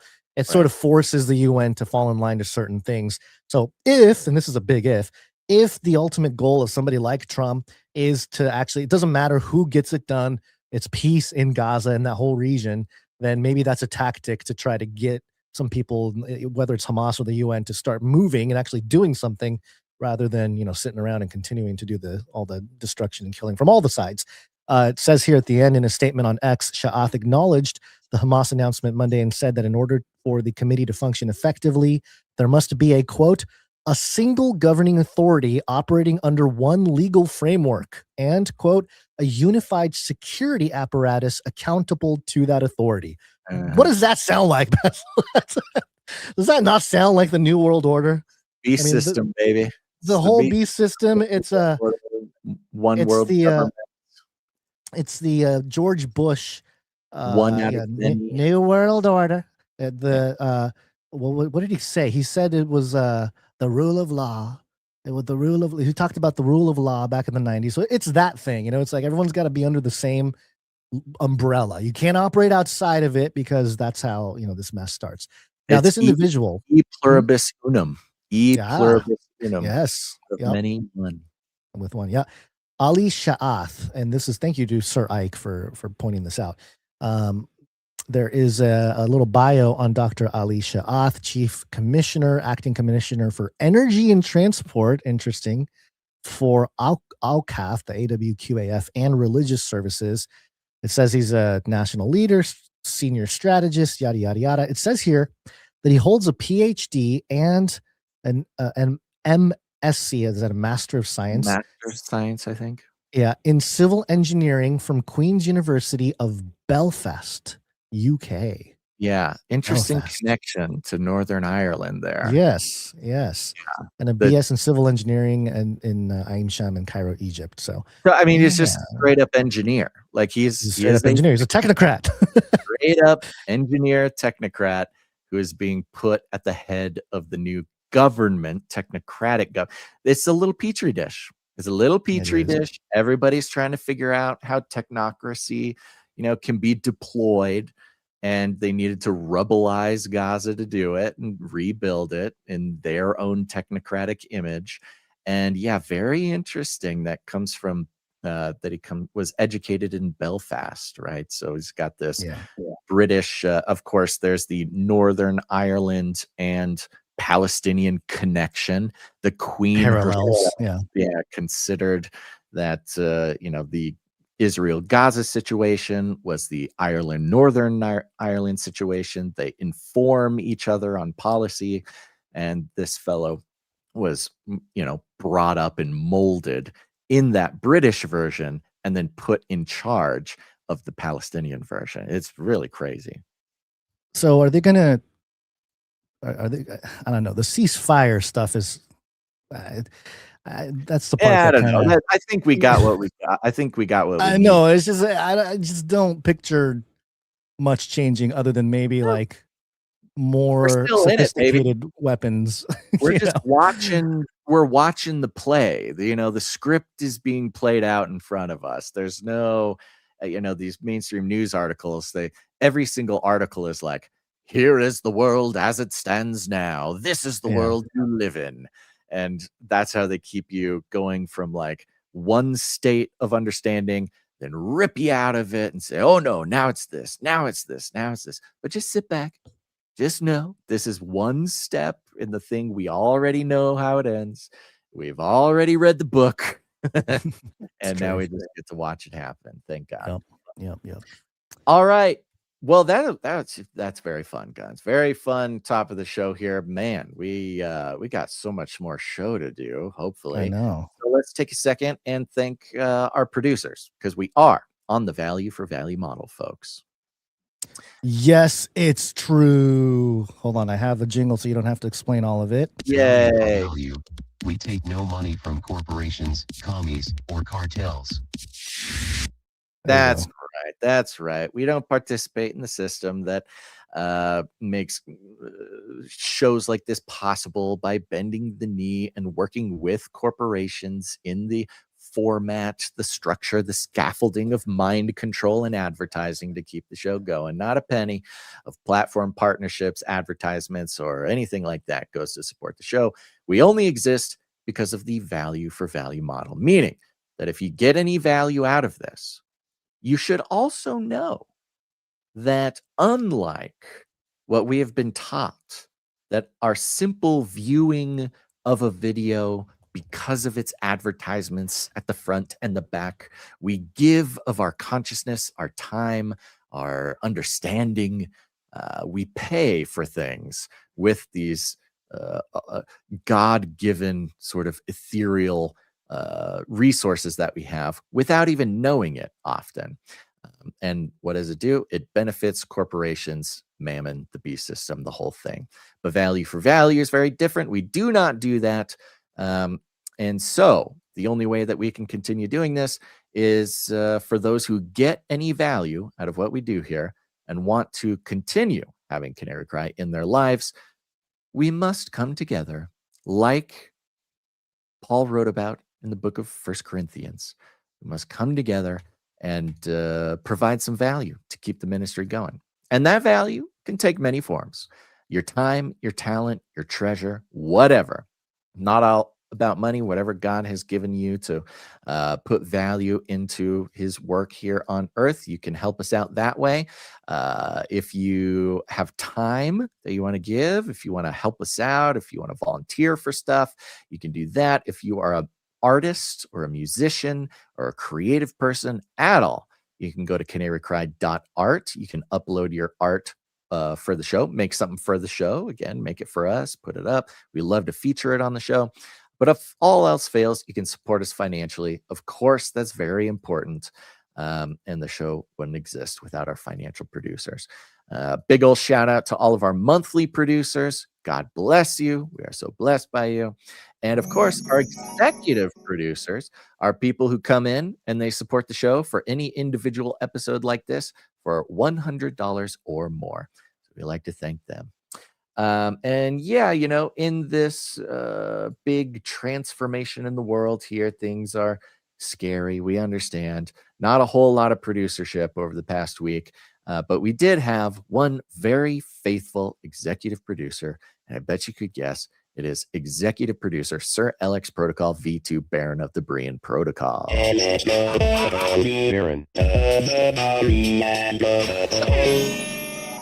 Comes in, supports the show for $100.33.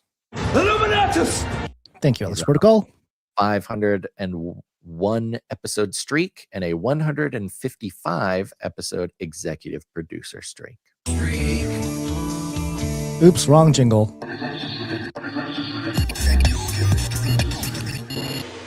Incredible. Thank you very much. Now, we had just a handful of producers come in under the executive producer amount. And remember, folks, I invite you, go over to canarycry.support, pray about it, whatever the Lord lays on your heart.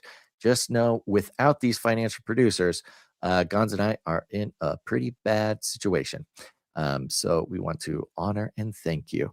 And these producers came in under the executive producer amount, but over the $7.77 mark, which means they're entitled to have a note read on the show if they'd like, starting with producer Parker N.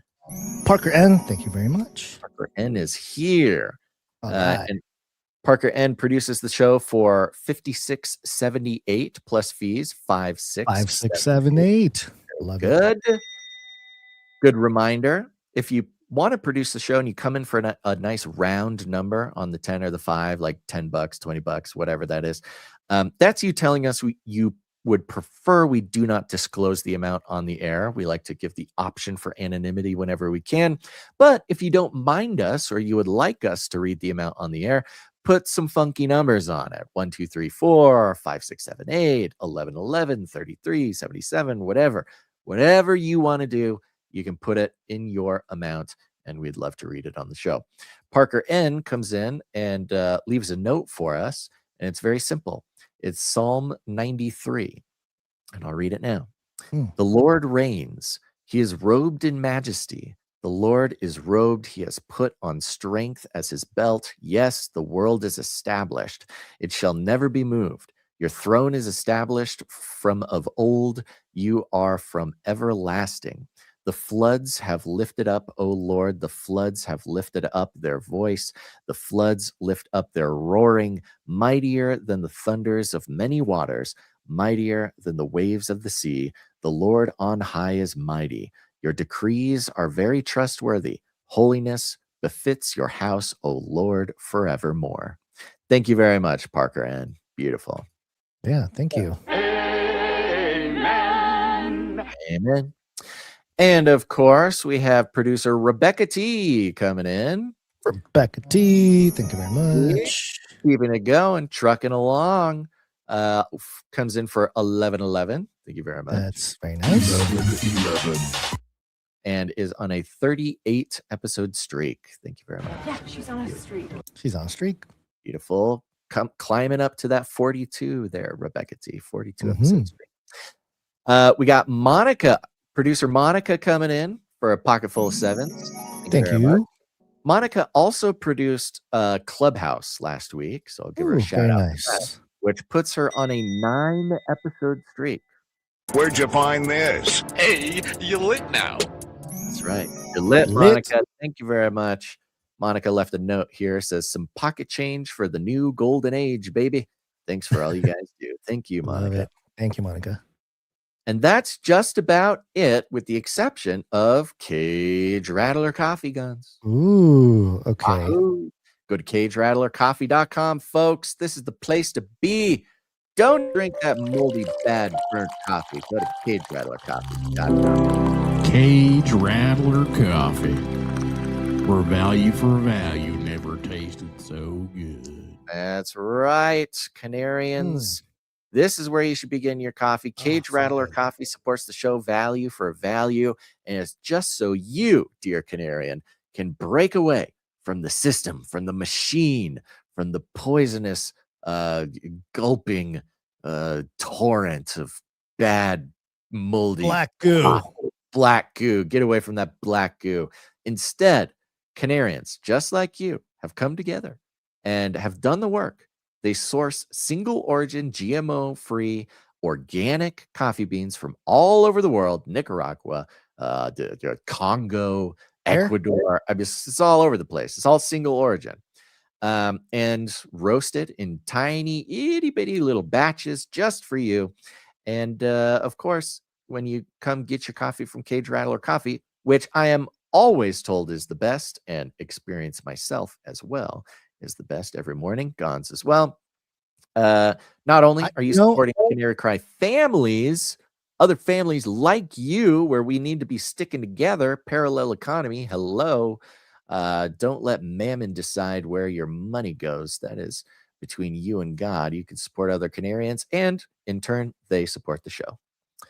I was just saying that, the coffee is warm when I start the show. Obviously, it doesn't stay warm. It turns, starts to go lukewarm and then kind of cold towards the end of the show. Still good. The flavor is so good that it just, I drink my coffee just black. I don't like any sugar or milk or anything in it. It's just pure flavor, and it's just delicious. I love it. There you go. It's good So stuff. there you go. You can do it that way. You can do it like me. I run it through the espresso machine I stole from my father, and a little bit of milk, a little bit of MTC oil, I think it's called. Ooh, fancy. Yeah. And then just gulp it immediately. Should we do a line of Canary Cry creatine as well? I hear it's good for the brain. You got to do like a whole bunch. Creatine, amino acids. heck, steroids, all Canary sorts. cry, some extra tea. So go to cagerattlercoffee.com, get your coffee there. There's a subscription you can sign up to, get it every month. You can get your sampler box if you don't know exactly what kind you want. There's the Nephilim Hunter Dark Roast, Emu Wrangler Medium Roast. You're going to have some fun. Do some exploring. There's some great stuff over there. Thank you very much, Cage Rattler Coffee, for making it happen.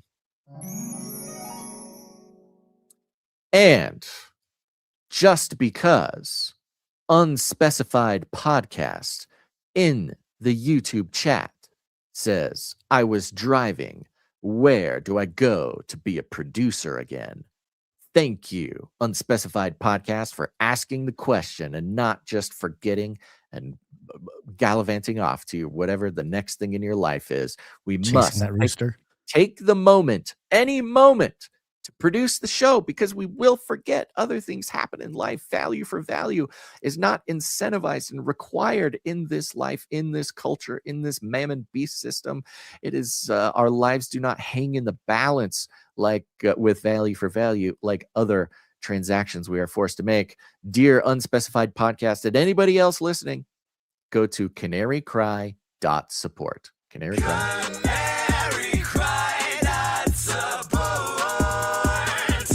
There you go. There it is. Of course, we had some people come in, support the show under the $7.77 mark. We're going to be thanking them on Wednesday. Thank you. Fun part is we also had some art come in over the weekend, Gons. Oh, yes, we did. Artists coming in, support the show. In what order would you like to thank our artists? Let's do the tree first. We have a piece from Jolmes, some more fart work. Lone Tree is the caption. There it is. And it is just like it says on the tin. It is a lone tree. Little sketch of a tree. Jolmes, thank you very much. Yeah, what mysteries? thank you. What mysteries lie in that tree? I have no idea. Perhaps somebody has etched "Think Outside the Cage" in the bark of the tree on the other side where we can't see. Maybe a family. It's true. There probably is some code in there somewhere in the tree. Unable to discern it, but thank you, Jolmes, for drawing this tree for us. Appreciate it. Yeah, maybe some humanoid legs in there somewhere. I don't know what's going on, but thank you very much for the tree. It's beautiful. It's a beautiful tree. Sometimes, Guns, a tree is just a tree. Everything has hidden messages. Yeah. Everything is a message. All right. We also got something from Curious Asian Lurker. Thank you. Fantastic piece. There's a note here that reads, "The Curious Canary's thoughts whilst chilling on a tree." There you go. Yes. Thank you, Curious Asian Lurker. We've got this wonderful graphic art done here, and we got this canary chilling in a beautiful tree. Another tree. Interesting tree theme. Lots of trees. Yeah, tree theme. Yeah. And the canary, of course, mouth wide open because the canary is crying. And we have this thought bubble coming off the canary, which is kind of this fun. You see those conspiracy theory thought maps, right? Where somebody has made this humongous graphic with teeny tiny little letters connecting like Rothschilds, Bilderberg, Elon Musk. And that has to do with World War II and all these arrows and everything pointing around. It's done something kind of like that with a bunch of bubbles. Like a thought bubble. Yeah. I like the layers here because you have like the outer layer. The outer layer that encompasses all the other topics. It says prophecy, Jesus, salvation, spiritual warfare, revelation, rapture, new heaven and new earth. Of course, everything we think about is in that context. So that's very well represented here. Curious Asian Lurker. But on the inside, there's too much to read them all, but you will see bubbles inside of bubbles connecting to other bubbles. Of course, it says CCR, CCNT, Basil and Gonzo. You've got Face Like the Sun, the Joyspiracy Theory, some other projects of ours, Chronovisor, Predictive Programming, Hollywood, YouTube, podcasts, the Y-Files, PsyOps, COINTELPRO, Truman Show, Surveillance, Facial Recognition, Mark of the Beast, Technocracy, the Jesuits, Israel. It's all in there, all connected. I like the corner here. He crammed in some stuff in the corner. You got CERN, Large Hadron Collider Mandela effect, which by the way, CERN shut down for the next 4 years. People are making jokes. Safe. It's really, We should really be good safe jokes. for a few years. Things are Yeah, going to the be jokes okay. are hilarious. Yeah, the Mandela effect has stopped. The Bible has stopped being changed. UAP, UFOs, USOs, NHI, psionics. Then you have Project Bluebeam. You got demons and Nephilim. Yeah, it's a lot. It's like almost everything. Yeah, that was there's good. a little. I mean, it's difficult to really put into an image what we got going on here, but this proves to me that Curious Asian Lurker, is paying attention. He gets what we're doing. I'm trying to read this imprint on the tree. You know how like you go to a tree and you find like Joe and Savannah or something. Yeah, there's like a little carving inscription on the tree. Basil plus Gons forever. That's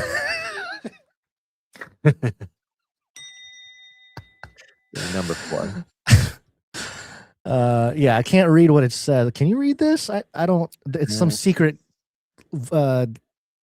dictation here. There's a 33 in it. I can see a 33 in there. See if I can. But I can't quite read. I can't get much closer than this. Hold on. Let me see if I can zoom in a little more here as we're doing some forensics. It's like some math. It's like. Is it math? I don't know. I don't think it's math. I think it's symbol, like the approximate equal sign. I think 3. I see the 33 V3. Well, it's a secret message. There's a secret message in there somewhere. It might just be Curious Asian Lurker, maybe giving a clue to his secret identity or something. We're gonna have to dive deep. If anybody wants to retrieve this image and go into the spectrograph and dig into the pixels, see if there's any hidden messages, the image is available in the newsletter that I sent out today before the show. So hopefully you're on the newsletter. You can get the image there and go to work. Beautiful. All right. A couple of things. We had some great sort of producer generated stuff here. Before we have a few speak pipes I want to listen to. Yep. But I want to hit a couple of messages that came in on the text message alert system. We have the Canary Cry text message alert system. You should be on the newsletter. That'll tell you when we're going live. But also, do not rely on YouTube to send you notifications. It will not tell you. Do not rely on getting our X posts. Do not rely on anything. The big tech platforms, they do not want you here to see us live. But you can circumvent that a little bit by joining the Canary Cry text message alert system. Just text the word canary. Don't get fancy. Don't get froggy with it. Just text the word canary to 877-740-3226. It is an automated system. Okay. Do not text me, hey, put me on the list. I can't. It's illegal. You have to text canary to join the list to 877-740-3226. I will send you a text before every show just to let you know that we're going live. Fun part is you can text me back. I cannot carry on a text conversation with you. It's very expensive, but sometimes I read them on the show. And we had some pretty good ones come in. And of course, the moment that I want to read them on the air, the text message surface bumps me out and makes me log in again, which includes getting an email with a secret code. And now I've done it. I've gone pretty fast at that. Okay, here we go. Let's see. 916 texted me a question that we get a lot, and that is, can you talk about the little season theory? We can't talk about the little season theory. Gons and I are both not educated enough, and we've talked about this. This has been a thing on the show for a long time. We need somebody to come on the show, tell us about the little season theory. I try my best. Sometimes I talk about it on Club. Is this the Satan's little season theory? It's Satan's little season. It's the preterism little season thing. I see. Yeah. Like it's still eschatological. It's an interesting. It is. It's not unfounded, but it's a sort of eschatological, I guess, second option to Revelation and how it's playing out on Earth. It's something like that. A lot of people ask us to talk about it, but we're not pros. So, I might address it for one of the Bible studies that I'm doing every week. I skipped this past week because it was a little bit too much. But yeah, no, I can tackle some of that. Maybe. Yeah, get into it. People want to. Maybe we'll get a guest on the show or something. Yeah. 484 says, "Such nice boys. We appreciate you too. Thank you, 484. Appreciate it. 940 says, "Wait a minute, Basil, are you a Trump shill? This is the first time hearing of this." Right, that's right. It's the news flash. Trump shill. 262. Oh, this is Kristen. Oh, this is fun. Okay, I was talking. I talked to a great Canarian on Clubhouse last Thursday, and I want to say this: I'm pretty casual on this show talking about Clubhouse. Okay, I'm not trying to push anybody to come listen to the podcast I do on Thursdays. A lot of people skip it. That's okay. It's not a news show. I think it's very important. We do a lot of great things. We do Bible study. Everybody who complains that this show doesn't do more Bible study and like doesn't talk about the gospel enough in news, that's what Clubhouse is for. I am now officially encouraging everyone. If you have not checked out Clubhouse, you are missing out. Go give it a try. The last episode was a really great episode. This is my official, I implore you, if you've been skipping it or just not interested, go listen to Clubhouse. It's really evolved into almost an essential listening for the Canary Cry lifestyle brand. But Kristen texts, on that show, last Clubhouse, we had a caller from Puerto Rico who called in. Ooh. And he has been listening since 2012. He's an old school guy. He's been with us forever. OG. Right? OG. And you can listen to the conversation. It was a great conversation. But the talk of course, Rob Skiba came up. And during that Rob Skiba thing, we talked a little bit about, I think his name's Jeremiah Skiba, I think is his name. Yep, his son. His son, Skiba News Nation. Yeah. And, I kind of talked about like, hey, we know that he does a show. I've kind of poked around it. I haven't spent a whole lot of time, but people found us. I mean, Rob was a great friend of ours. A lot of people found us because of Rob and vice versa.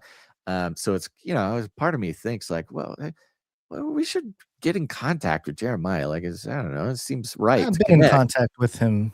But it's also kind of weird to be like, hey, I knew your dad. Like you walk around town. I'm gonna go. Like, I knew your father. But anyway, DMs. I know we've had back and forth with him before because he invited us to a conference he was doing and stuff. But yeah, that must have been a long time ago. It was maybe a couple of years ago. Yeah. Anyway, so we've never connected with Jeremiah Skiba in the way that maybe we should or that we want to. So I mentioned that on the show, and then this text message came in. Says, "Hi Basil, thank you for your Skiba News Nation shout out on Friday. If you are still interested in being a guest, we would love to reschedule. Was I scheduled? Oh geez, this is going to be embarrassing. I think I was scheduled once. I don't remember what happened. Kristen, manager, Skiba News Nation, texting the text message alert system. Kristen, I vaguely remembered that we had something set up and it didn't work. I do not know why. I apologize profusely. And yes, we would love to set up an opportunity to go on Skiba News Nation." There you go. Fun text message. A couple more, maybe one last one here. 762, of course, all praises to the Most High God, Jesus Christ. 970 says, oh, this is Krillin. Krillin says, Baz and Gons, you are blessings to the world from God himself. Thank you for your hard work and dedication to the Canarium, and may supernatural optimism drive us towards God's kingdom. Krillin. Thank you, Krillin. Thank you, being Krillin. a brand ambassador for my thing this whole year, which is supernatural optimism. Listen to Canary Cry Clubhouse if you find yourself needing some supernatural optimism, which should be all of you. Okay, check it out. Krillin makes me feel like Goku, Yeah. Just the positivity, encouragement, You are. 615 texted, says, please check your Rumble chat. Important. X you both too. Okay, I'm looking at the Rumble chat. Sue RN says JT follows JC would be a good guest to talk about Little Season. All right, let's make a note of that. JT follows JC can come on the show to talk about Little Season. Thank you, Sue. Okay. And then Nomen Prunte texts and let us know he has a speak pipe, which is a great transition to check some of our voice messages. Thank you, everybody, for texting. Thank you for everybody on the list. If you haven't done it yet, give it a try. You can always get off the list, okay? If you sign up, text Canary to 877-740-3226. If you don't like getting the text messages, you just text stop and it stops, okay? But give it a try. You're going to love it.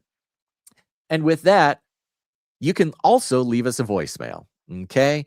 Go over to canarycrynewstalk.com. You'll see a green tab on the right hand or the bottom of the page. Click on that green tab, and you'll be able to leave us a 90-second voice message. By default, we will play this voice message on the show. If you do not want us to play the message, if it is a private message, say so immediately, because we often do not listen to these before the show. And we don't want to give away your secrets. But we had a few speak pipes come in, Guns. You want to walk us through them? Sure. Let's start off with Rochelle, since we haven't heard from Rochelle in a while. Actually, I think we have. Do we have? We have a Rochelle jingle somewhere. Let me see if I can pull it up real quick. Let's see. How do you spell Rochelle? Is it R-O-C-H? Oh, here it is. Rochelle. Get out of my face, Rochelle. There she is, Rochelle. Thank you. Hello, Canarians. It's Rochelle. It's been a minute. Do you still have my jingle, Gons? Anyway, it's been kind of a crap show here lately. My husband left me, etc., etc. Anyway, I'm doing good. And I have a song for you guys. I'm just going to jump in the middle of it, but it'll still make sense. Where were you, Job, when I laid the foundations? When the morning stars sing of creations, I placed the line upon the land. I placed the waves upon the sand. I part the light distinctly. I part the springs of the sea. I direct the rivers, I command the lightning. With torrential rain, the tender herbs I will bring. I control Pleiades and Orion. I feed the lamb, I feed the lion. I deck myself with majesty. Out of time. Love you guys. Out of time. Thank you Out of very time. much. Good to hear from you, Rochelle. Of course, that Yeah, was great Job to hear. 38. So it's Job 38. Recognized it immediately. Yep. So sorry to hear about your situation. That's a bummer. That's very sad, but also, each one of those situations is different. But let's call the producers real quick, Gons, for Let's Rochelle. do it. Producers, assemble!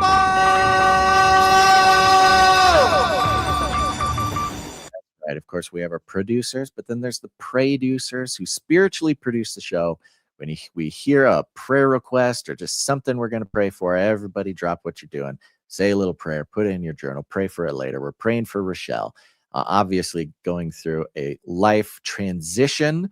We don't know the details, so we will not put any sort of judgment on it, except for that the sovereignty of God and God's love be all over Rochelle, the whole family, and bring comfort and peace. And ultimately, somehow, outside of our puny human minds, that God's glory will be shine through in that situation. Thank you very much, Rochelle. Thank you, Rochelle. It's good to hear from you. It really has been a while. And interestingly, I did not listen to the message beforehand. So, of course, having that jingle ready to go must have been a spirit-led thing.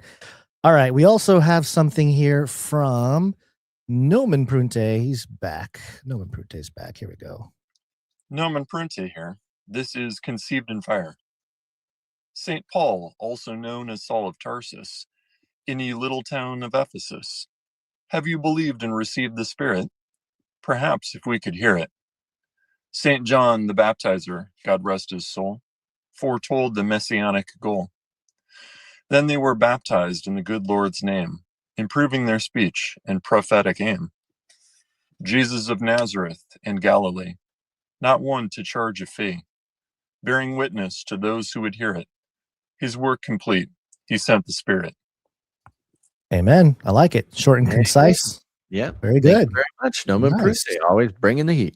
Yep. Thank you, Nomen Prunte. I feel like I need to like, what, snap our fingers or something after that? Yeah. That's what you do, I think. Yeah. Thank you, Nomen Prunte. All right. One more message from Sir Ike. Hey, Canary family. This is Sir Ike here. I am reaching out to let all you supply droppers know that your supply drops are in the mail and you should start seeing them arrive here in the next couple days. Also, I am missing the shipping addresses for a few people. So MVH Truth, John W. and Sam S. If you could, I've sent you emails, or if you could email me at canarycrysupplydrop@gmail.com. Shipping address, I want to be able to get that supply drop to you in the mail as soon as possible. Thanks. There you go. Thank you very much, Sir Ike. Good chat out there. I will also see if I have any addresses for those guys. Thank you, Sir Ike. Also a mention, because Sir Ike is doing a great job managing me in this case. I am a hard person to manage. But if you are on the Canary Cry T-shirt Council, listen up. The Canary Cry T-shirt Council survey will be going out, Lord willing and the creek don't rise, in a couple of hours after the show. So now is your time to vote on what is this, second quarter, the second Canary Cry T-shirt of 2026 will be. We've got some banger options there. You're going to love it. But it requires the attention of all of our T-shirt council members. This might be a little bit of a shorter survey period because we really need to get moving on this. It's my fault. So there you go. Heads up. Check your email. Take the survey. And if you're not on the Canary Cry T-shirt council and you want to get some extremely exclusive, very special shirts that you are responsible for deciding on, go to canarycrytshirtcouncil.com. Yep.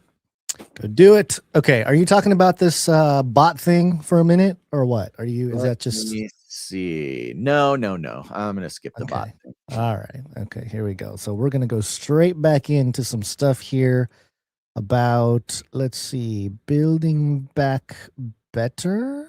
Build back better, blah, blah, blah. That's not the proper jingle. I've been looking for the proper build back better jingle, and I think it's actually labeled New World Order, but I don't know. I think it is too. Yeah. So, let me see here. I don't know if I have the right one here. I don't know if I can find it here. We are unstoppable. Another world is possible. We are unstoppable. A new world order. When do we want it? There it is. Build back. That's not the better, one New either. World That's Order. not That's the one the I one. was thinking of. That's No, there's another one with Greta in it that she talks about build back better. And it's like a whole jingle, but it's okay. We don't have to. There's also the Burning Man angle to this. Disaster. Disaster. which is an incredible connection.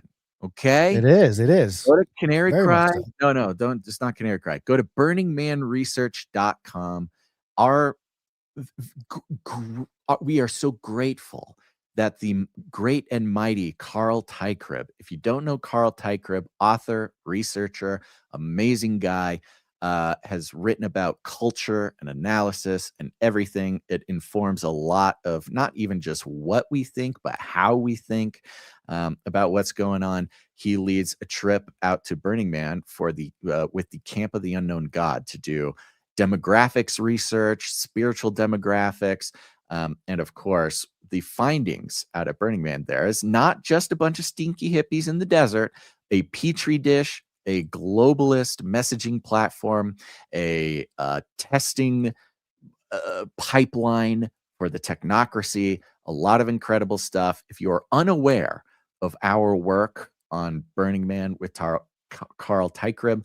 Go to burningmanresearch.com. And I say this now because Burning Man is in a couple months. It's coming up fast, and we always wait till the last minute.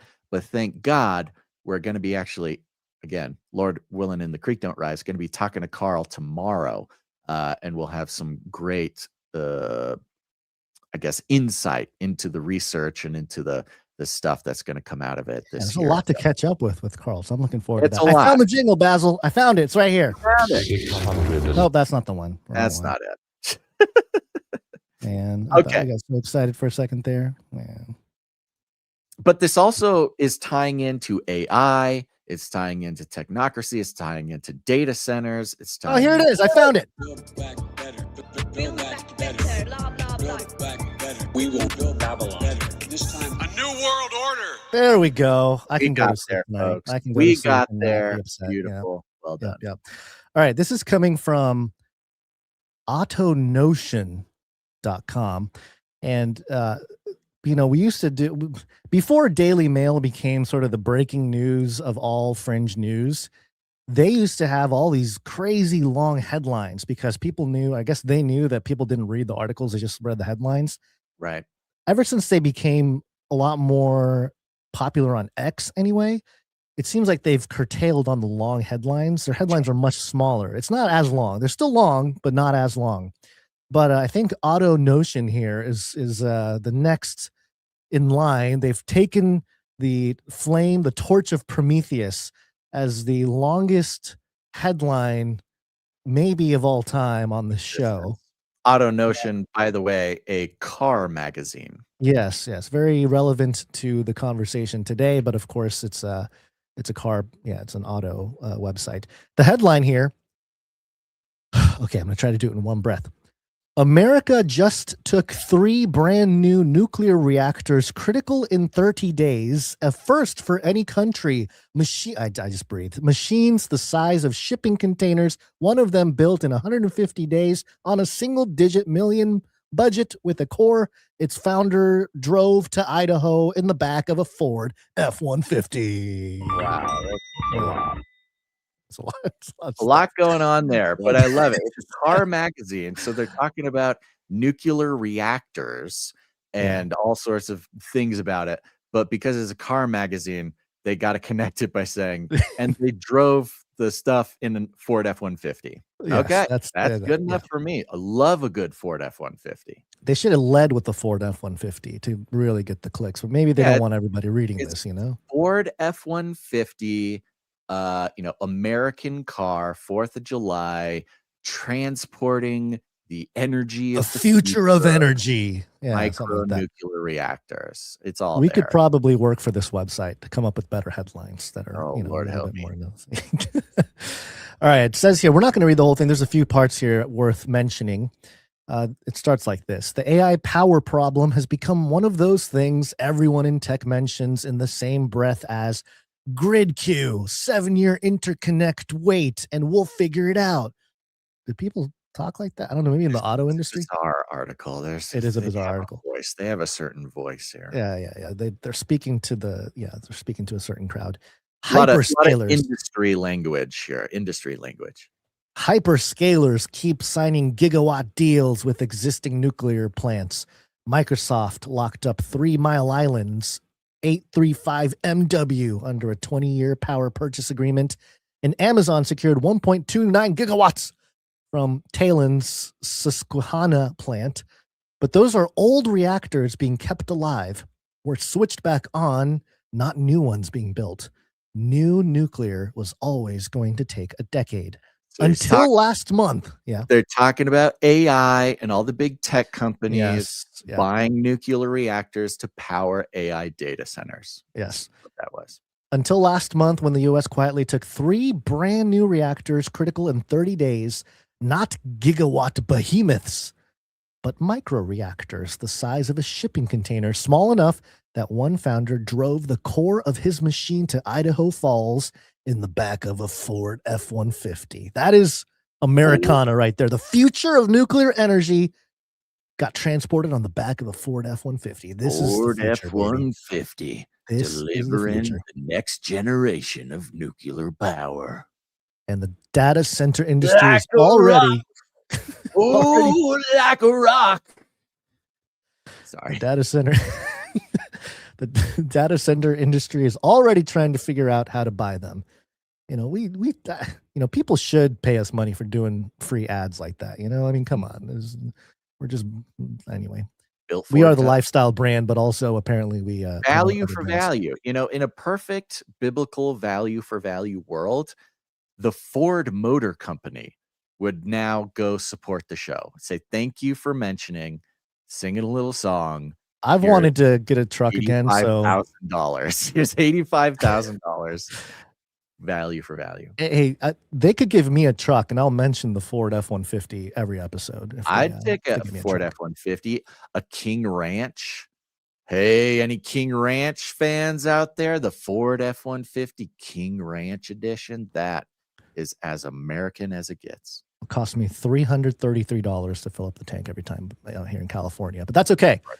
The setup goes back to May 23rd. This is important. May 23rd, 2025, when Executive Order 14301 told the Department of Energy to stand up a reactor pilot program and get at least 3 advanced reactors to criticality by July 4th, 2026.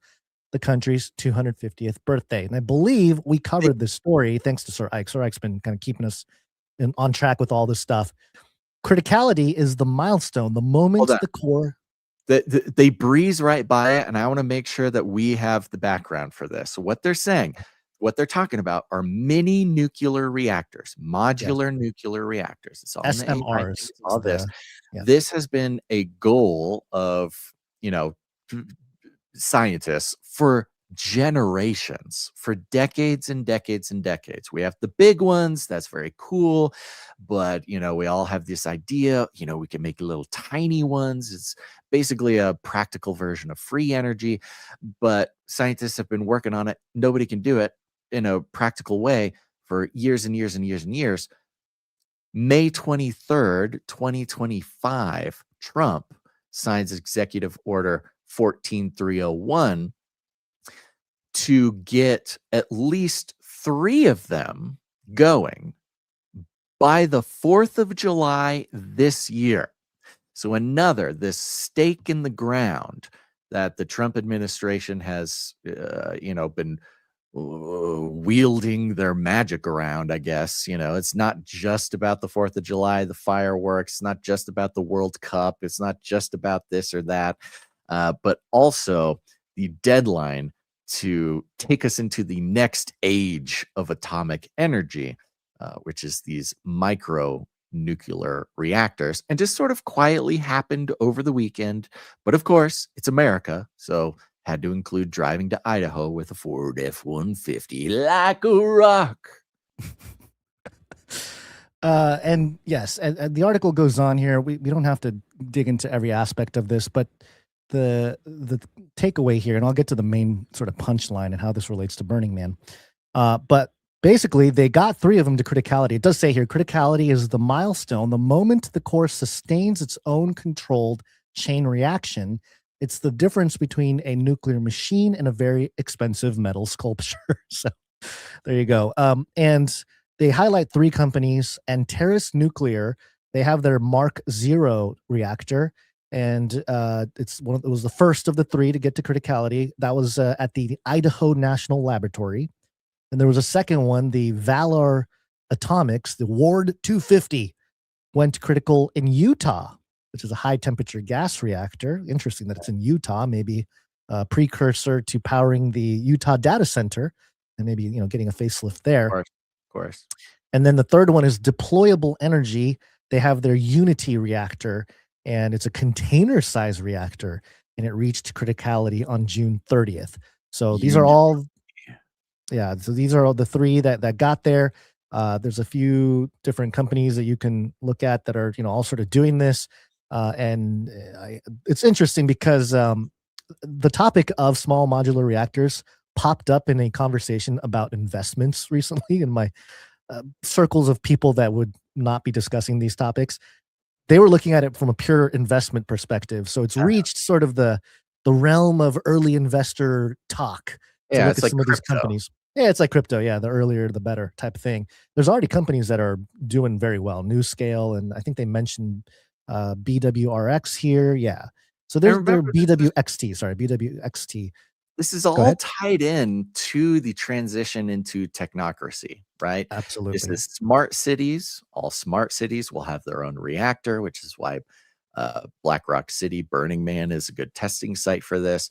It's all connected to oil, the oil market, the geopolitical. I mean, everything is connected to this micronuclear reactor topic. Deborah HD Yeah, in the yeah, yeah. chat. I was Like a rock. gonna wait. I was gonna wait till the right moment, but since you brought it up, as I was singing the song, I realized that the Like a Rock song is for the Chevy Silverado, and another American truck, by the way. Look, Yeah. okay, Hey, you know, I'm an this proves American. I'm singing the Like a Rock song for America, not just for Ford. But it yes, proves the branding didn't work as well as maybe they Didn't take as good. Thank you, Deborah, in the chat. That occurred to me as well. Like a Rock was Chevy trucks, by the way. Chevy overshot their branding. Instead of just Chevys, they just did all American I'm trucks. applying yes. They tried to mobilize their ontology with Yes. Like a Rock, and I took that and I mobilized it to Ford. Take that. American trucks. Doesn't matter. It's all good. Chevy marketing department in a panic. Okay. So we'll talk about send me $85,000, Chevrolet. I sang your song. yeah. I'll take a Chevy truck too. These things are genuinely small. Great. That's fantastic. They're genuinely small. They talk about some technicalities about how small they are and how, of course, that they, again, as we mentioned, they don't need the huge things that they're used to. It's like the Simpsons, the nuclear facilities. These are mobile. You can chain them. You can use multiples of them, and so forth. Criticality is not the same as commercial. And of course, they talk about how it's they get the criticality, but yeah, they can't necessarily use it commercially. They talk about Canada took the other bet, and this is where you get the Americana real thick right here. It's like, yeah, Canada, they're trying to do the same thing, but they took the approach of building larger sort of grid scale reactors and also that their approach is less of, and this will matter to the Burning Man stuff, it's less of like the sort of grassroots looking thing. It's more of like this big corporate thing, and it's not going to really go online until 2030 because you got to build the infrastructure for it, yada yada yada. But America, we don't do it like the Canadians do. We're more rogue. We're more adventurous, and we're pioneers. We're much more I don't know. We're much more wild, reckless. Reckless. That's the word I was looking for. Thank you. We are much more reckless in our approach. Yes, in our hubris, and we are going to go ahead and just go ahead and build it because Trump told us to. And here's where it gets interesting. Where this actually goes. The next test isn't another criticality announcement. It's whether any of these companies can get an NRC commercial license, deliver a working reactor to a paying customer, and run it long enough to prove the economics, which is interesting because, of course, we've always talked about changes in infrastructure in the technocracy. What will really give it teeth, what will really give it that, it's actually happening, is the economics. Once the economics is working and the new blood is flowing, then we will know that it's the veins of mammon decide the yes. thing. Yes, they talk about a couple different companies here, and then they get to this part here. Radiant is expected next with Kaleidos, another shipping container reactor, and it intends to go further than zero power, full heat, and 1 megawatt of sustained output for 150 hours without operator intervention per Forbes. ALO, AALO, kind of like Halo, but ALO just flew all 200 of its employees to Idaho Falls for its own attempt, an event its CEO described as, quote, a nuclear Burning Man. every one of these companies is talking to somebody in AI. Of course. Of course they are. But yes, this company, ALO, took all 200 of their employees, flew them out to Idaho Falls to take a look at this the small modular reactor thing. And he called it, the CEO described it as a nuclear burning man. Why would he say that, Basil? Why? Relevant. Thank you for asking. It's a very relevant question, Gons, because I will say, when I read this, I went looking. Oh, nuclear burning man. Okay, this company, ALO. And I went searching. What was this nuclear burning man event that they did? And I can find absolutely no information about it. So I don't know exactly what they did, but from my own research and context clues after many years of Burning Man research, I can kind of start to put the pieces together. It says ALO just flew all 200 of its employees to Idaho Falls for its own attempt, an event its CEO describes as a nuclear Burning Man. Now, Burning Man, of course, as everybody knows, and if you're not caught up on the Burning Man research, I apologize. Stick around. You will get caught up. But one of the ways of looking at Burning Man is as a petri dish, a testing ground for technocracy. And doing it in an invisible way. They are always testing new technology out there. It is often the first time that various either not so much surveillance, although surveillance is a part of it, but drone technology, imaging technology, all these things are first deployed at Burning Man in the form of art. And this is kind of the trick. They do it in a form of art out there to test. And for those who maybe aren't so familiar, Burning Man is the event, but what it is a temporary city. It's not a music festival. It's not it's a temporary city, a city that exists for like 10 days. And when they build this city, a lot of time and attention, both from esoteric sources, technocratic sources, ancient sources, news sources. We've all heard of Google C-suite teams, CEOs, etc. Silicon Valley comes out there. It's not a bunch of hippies. You start talking to people. You're like, oh, everybody out here is an engineer or a doctor or a this or a that.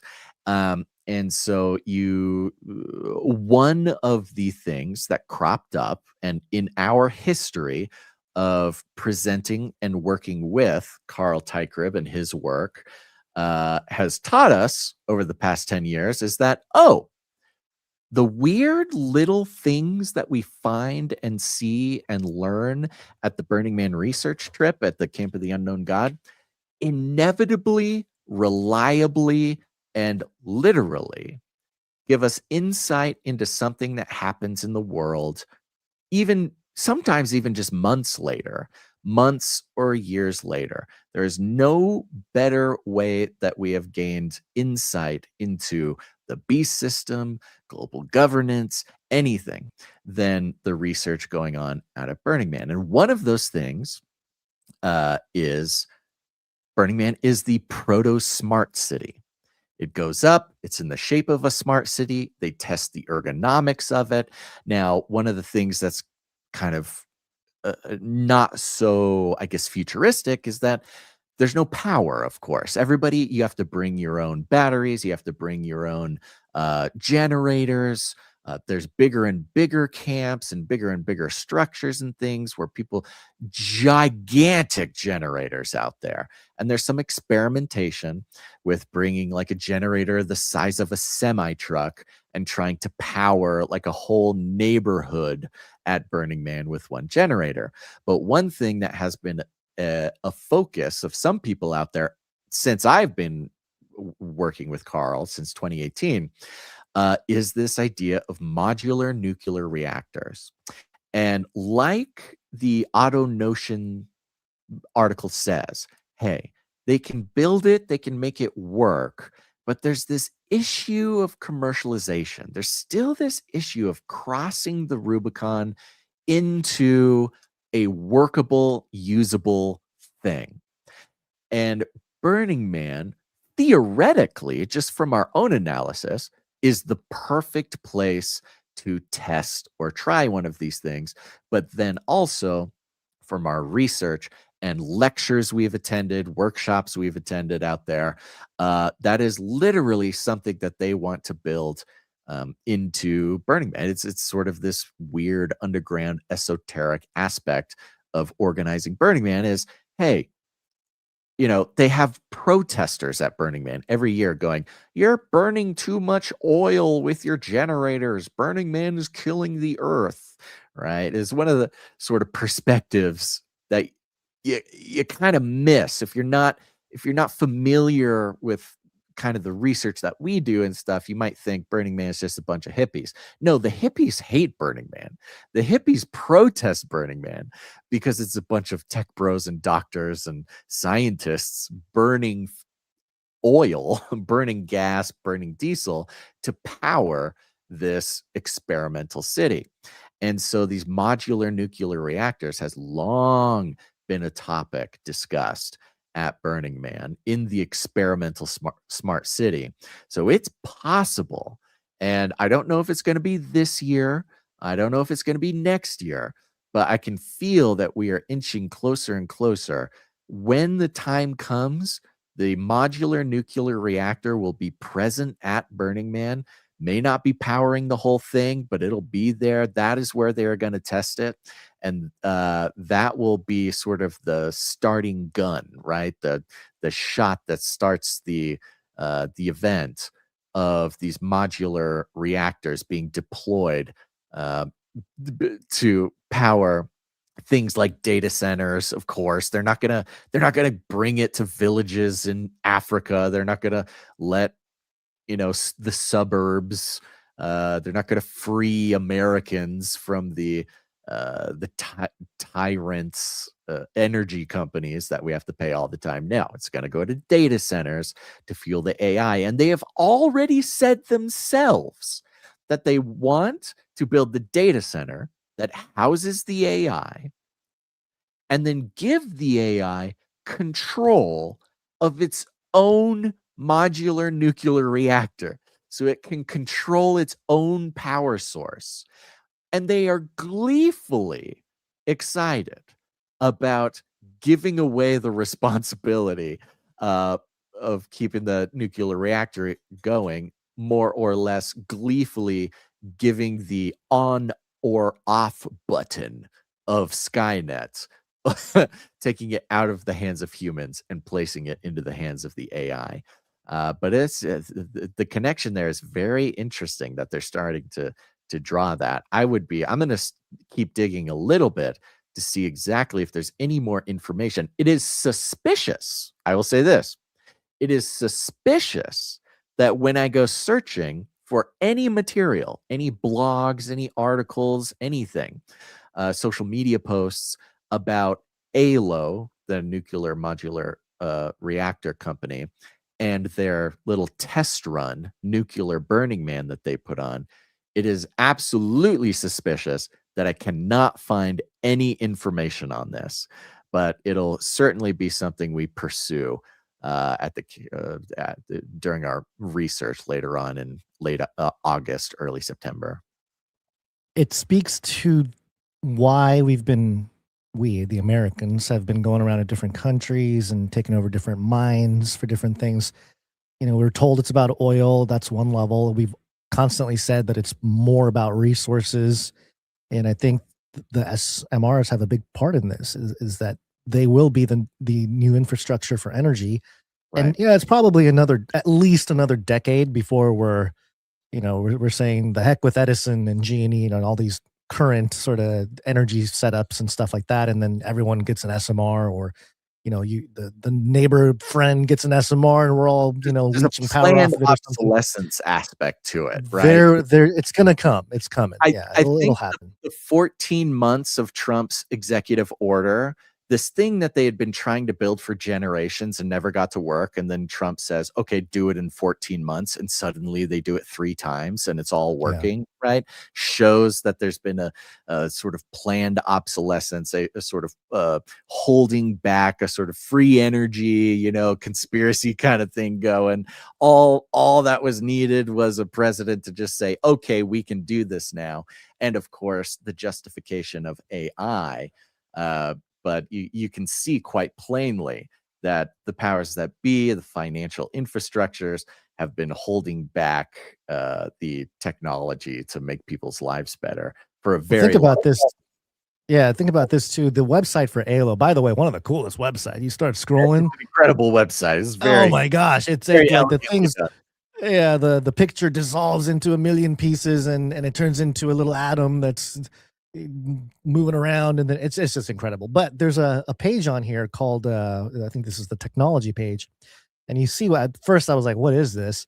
But it's an overhead view of it's kind of like just a CGI bare bones of a data center and an AI data center. And as you scroll, it pans to the side, and then you can see below the building, you can see these modular reactors powering these data centers. And this would, if I'm not mistaken, this would kind of solve the whole, hey, we're building out huge AI data centers, we're taking over all this land. Not solve necessarily, but it's kind of like the solution to we're at the reaction stage. The problem is present. Power away from the people. This came up in Clubhouse as well, because Canarians all over the place are seeing that data centers are going up in their area. Yeah. And what I shared, because I came across some stories, is that actually in America, there has been a ton of success for locals in their area. Remember, we've been talking with Patrick Holland about local politics. Like, this is America. Anybody can stand up and get something done in their local area. It's much more important to be locally politically involved than like federally. Like, nobody's. Yeah, we're it's almost not impossible to get anything done at the federal president, level. who cares about the presidential anything's election? happening. That barely even matters. But because it's America, on the very local level, you can actually make change. And there's a ton of success stories of people just like you and me, folks, stepping up saying, actually, no, you cannot build a data center here. Now, a lot of the success in that comes from the fact that these data centers need lots of power, needs lots of electricity. And Trump even addressed this. And, he even made a rule or an executive order saying, hey, data centers, when they go in, they cannot under any circumstances raise electricity prices for people, although that didn't actually change anything. But this is the atmosphere in which, this is the soil in which these nuclear modular reactors, the justification for their existence. Because now, if a data center doesn't need to hook into the grid and it can have its own modular reactor, locals in the area, wherever you are in America, they are disarming one of the most effective ways that you can stop it. The best way that you as a person can stop the data center in your area, and it's happened successfully dozens of times, is to make the case that the electricity infrastructure isn't there, the power grid, it's going to be, you're going to be charging regular people are paying for the data center with their electricity bills because the price goes up, this whole thing. There's been some success now, but once these nuclear reactors, these modular nuclear reactors go live, then that takes away that avenue to stop the data centers, and the AI beast system comes in, and there's nothing we can do about it. Right. So you're saying this is sort of like the Trojan horse in a sense? A little bit of a Trojan horse. A little bit of a Trojan horse. And like I said, the use of these things at something like a Burning Man is kind of the tell, right? Over the years, we've pointed out these technologies will be presented at Burning Man as like, ooh, look, utopian future. Humans are cool, man. We don't have to do war. We can make a beautiful smart city or whatever. There's all sorts of stuff attached to it. But when we see that policy, that technology, that ideology, whatever it is, get tested at Burning Man and then deployed in the world, it is always to serve the globalized one world government, new world order kind of vibe, that force. It's really interesting because there is a sort of a self, what's the word I'm looking for here? Like not a self-inflicting, but a self, what is it called when it perpetuating kind of loop? But according to the website here, ALO powers AI, AI accelerates ALO. So nuclear power, in a sense, now that we have AI as kind of a commercial product, nuclear will power AI in the future, right? AI kind of needs nuclear energy because it needs so much will energy. power AI, and AI will help. It will empower nuclear by creating more control to the data center thing, more efficiency, more So this is interesting. This is its own feedback loop that's taking place here, and it is truly, you think about like you said, sort of the smart cities, or if you recall the movie, what movie was it? It's my brain is not working right now. It is not computing. Blip, blip, blip. What's the movie that everybody talked about back in 2010? And it had 3 segments. It had the part about the money system and how it's corrupt, but then it also talked about how Jesus wasn't really God. Zeitgeist. Thank you. Thank you. Zeitgeist 3, it was called Moving Forward. They talked about the smart cities in a way. You watched that film and it was all about the smart city, the technocracy. And they even conceptualized the center of the city, which is powered by this sort of nuclear energy AI system. It's like robotics factory that will, they'll make your food, make your clothes, make all the necessities, and then it will slowly disperse into the outer rings where the people live. And so they're all kind of dependent on this central building of tech miracleism in the middle. You can see how Zeitgeist, which was the movie that woke a lot of people up in that era, it was post 9/11. A lot of conspiracy theorists became conspiracy theorists because of Zeitgeist. Yeah. But it was from this Peter Joseph, if you will, of no, smart cities are good. If we can shake off the shackles of the New World Order, then we can make these smart cities with technology and surveil everything and control everything. And the world will be beautiful if we could just have a one world government. Smart city. Well, it was called Project Earth. I remember now. It's Project Earth. It was technology, automation, and system designs, scientific planning. The technocracy really can reorganize society and heal humanity, because it went through the first part of the film was all about how human trauma causes all of our problems from childbirth and on. And so if we can eliminate human trauma, we will live in a free society where we treat each other good and we can run around and do art, that kind of thing. So interesting how those films. Also the Elon Musk universal high basic income thing. Right. Whole future with the robots and the Optimus and the AI and everything. We're like in the midst of it right now. We're in the midst of building it. Weird little, conspiracy theorist Zeitgeist movie making people, understand that 9/11 was an inside job or something. And by the way, just breaking news here, SpaceX and XAI have merged. They are now SpaceX AI. Wow. Did you see that one come in? Just a juke.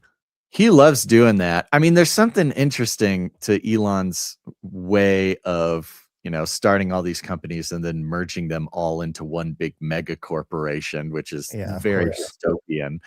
But it kind of goes against, again, it's this new world order thing, because a problem a problem that we have been dealing with for a very long time, and is one of the things that we have to figure out how to navigate, is the non-affiliated corporate structure, where you can have 10 companies that you come in contact with every day. They supply all your needs, and you don't even know that they're all owned by the same corporation, right? It's sort of the power was in the camouflage of corporate structure. But Elon comes out, he's just like, yeah, no, I'm making one giant technocratic company, and it'll rule everything. I can solve all your problems with one big company. We're going to Mars, and here's a robot. Here it is. It's they have a video on it at SpaceXAI. We are now at SpaceXAI. It's all coming together. SpaceXAI. What's that? That's 3 now. 3 companies have merged into one. So X, Grok, and SpaceX. Rocket launches, social media, and Grok are all together. It's perfect.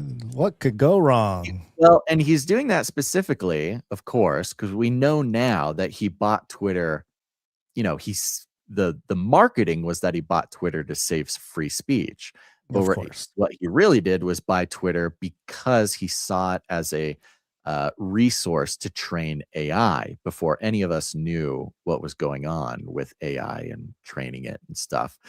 So he bought Twitter as a unique, abundant resource for training AI, merged those, and now the merge with SpaceX is literally because he wants to build data centers for his AI in space. And Starlink, the whole Starlink launch a constellation, they call them constellation of satellites, but they're not internet providers, they are data centers, because you don't need to take you don't need a nuclear modular reactor, and you won't mess up the ecosystem with your data center if it's just floating around in space. Do you think ALO will merge or get bought out and become ALO X? They always I'm looking at the ALO website, built with the institutions that built nuclear, and they got all the big companies, including the U.S. Department of Energy. Of course. Yeah. I mean, if they put on a nuclear Burning Man, they're in it. They are it. They are in the zone. They're the ones. Not financial advice, by the way, but maybe, maybe a decent thing.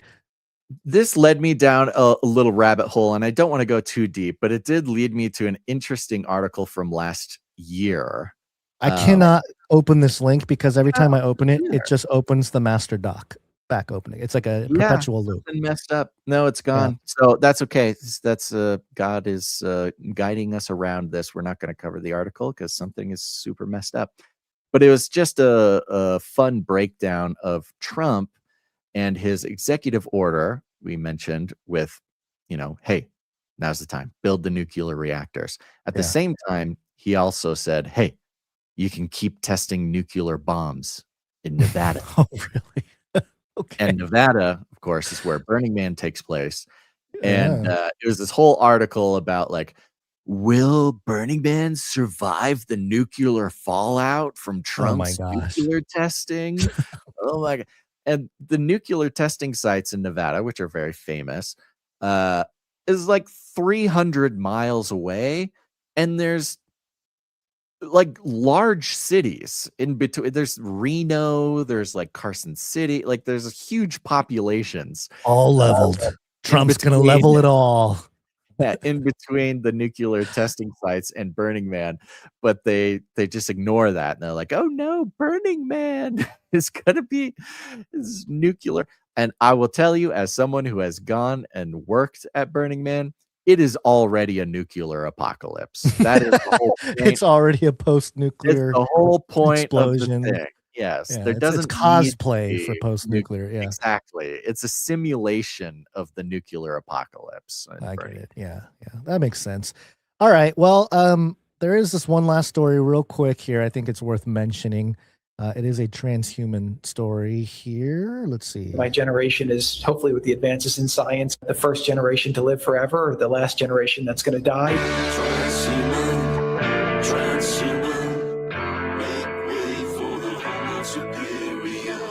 our friend who's seeking eternal life apart from Jesus Christ is in a bit of a quandary here. The Economic Times. That's a tough thing. This is a theme in my life. I grow up, my friends, they ask me questions. I give them advice. They never take my advice and their life goes spiraling out of control. And I think, man, if they just would have taken my advice. Well, our dear friend Bryan Johnson, seeking eternal life, my man, it is in Jesus Christ. Come to Jesus Christ. I know. We've been trying to tell him for a few years now. He just keeps endeavoring to figure it out for himself. Transhumanism is an incurable disease, Gons. That's the real incurable disease since the Tower of Babel is transhumanism. Yeah. Bryan Johnson's health bombshell. Millionaire who spends $2 million a year to live forever now has an incurable disease. Which is very sad. It is sad, but it also could be a setup for something else. Anti-Asian millionaire Bryan Johnson, the tech entrepreneur famous for spending nearly $2 million a year to reverse aging, has revealed a devastating health battle that even his obsessive wellness routine couldn't prevent. The 48-year-old disclosed that he has been diagnosed with autoimmune gastritis, a rare condition in which the body's immune system attacks the stomach lining. In a candid post, autoimmune gastritis, they put parenthetical here, AIG. Yeah, artificial. AIG is the name of an insurance company. It's kind of a funny, the AGI is artificial general intelligence. I thought maybe it was, AIG. This is the insurance companies are an autoimmune disorder that are destroying. It's not wrong. In a candid post on X, Johnson stunned followers by writing, quote, "I have an autoimmune disease. My stomach is eating itself." He warned that the illness often develops silently, affecting an estimated 2 to 5% of people, and can lead to iron deficiency, anemia, and even an increased risk of stomach cancer if left undetected. A mystery illness hidden for years, Johnson revealed that the disease had likely been progressing unnoticed for years, although he was diagnosed with hypothyroidism at the age of 21 and managed it with hormone replacement therapy. Another hidden autoimmune disorder was quietly damaging his stomach. And he's got the whole post here. For more than a decade, doctors repeatedly dismissed his persistently low ferritin levels because his hemoglobin remained normal, despite trying different iron supplements, dietary changes, and other interventions, like sucking his son's blood. His body's iron stores never recovered. The test that exposed the real culprit. The breakthrough came after Johnson overhauled his medical team. Oh, wow. He fired them all, which ordered a bidirectional endoscopy. This gave me pause. Okay, first of all, bidirectional. Imagine being the doctor or the scientist who you are being personally paid by a billionaire to make him live forever. Multimillionaire. Yeah, right, multi-million. We always say billionaire, but he's I know. He's just in that class. Yeah. And you just get fired. You're just like gone. You did a bad job. He had a disease. You didn't see it. You're gone. Bad doctor. You're busted. But bidirectional endoscopy? Bi meaning two, directional endoscopy. The front and the back, apparently. They win in both sides at the same time. My science teacher in high school did tell me we're just a tube inside a tube. So I mean, technically they're a torus. Human is a torus, right? Or a donut, technically. That's a lot. Tough, man. He's done a lot of things. I mean, Bryan Johnson is a lot, just in general, just kind of like archetypally, he's a lot. And bidirectional endoscopy, also a lot. Great. Medicine says it can't be cured. Johnson said the diagnosis was particularly difficult because conventional medicine considers autoimmune gastritis an incurable disease that can only be managed rather than reversed. After receiving a 1,000 milligram monoferric iron infusion, his iron deficiency has been corrected, but he now faces lifelong monitoring for vitamin deficiencies and stomach cancer risk.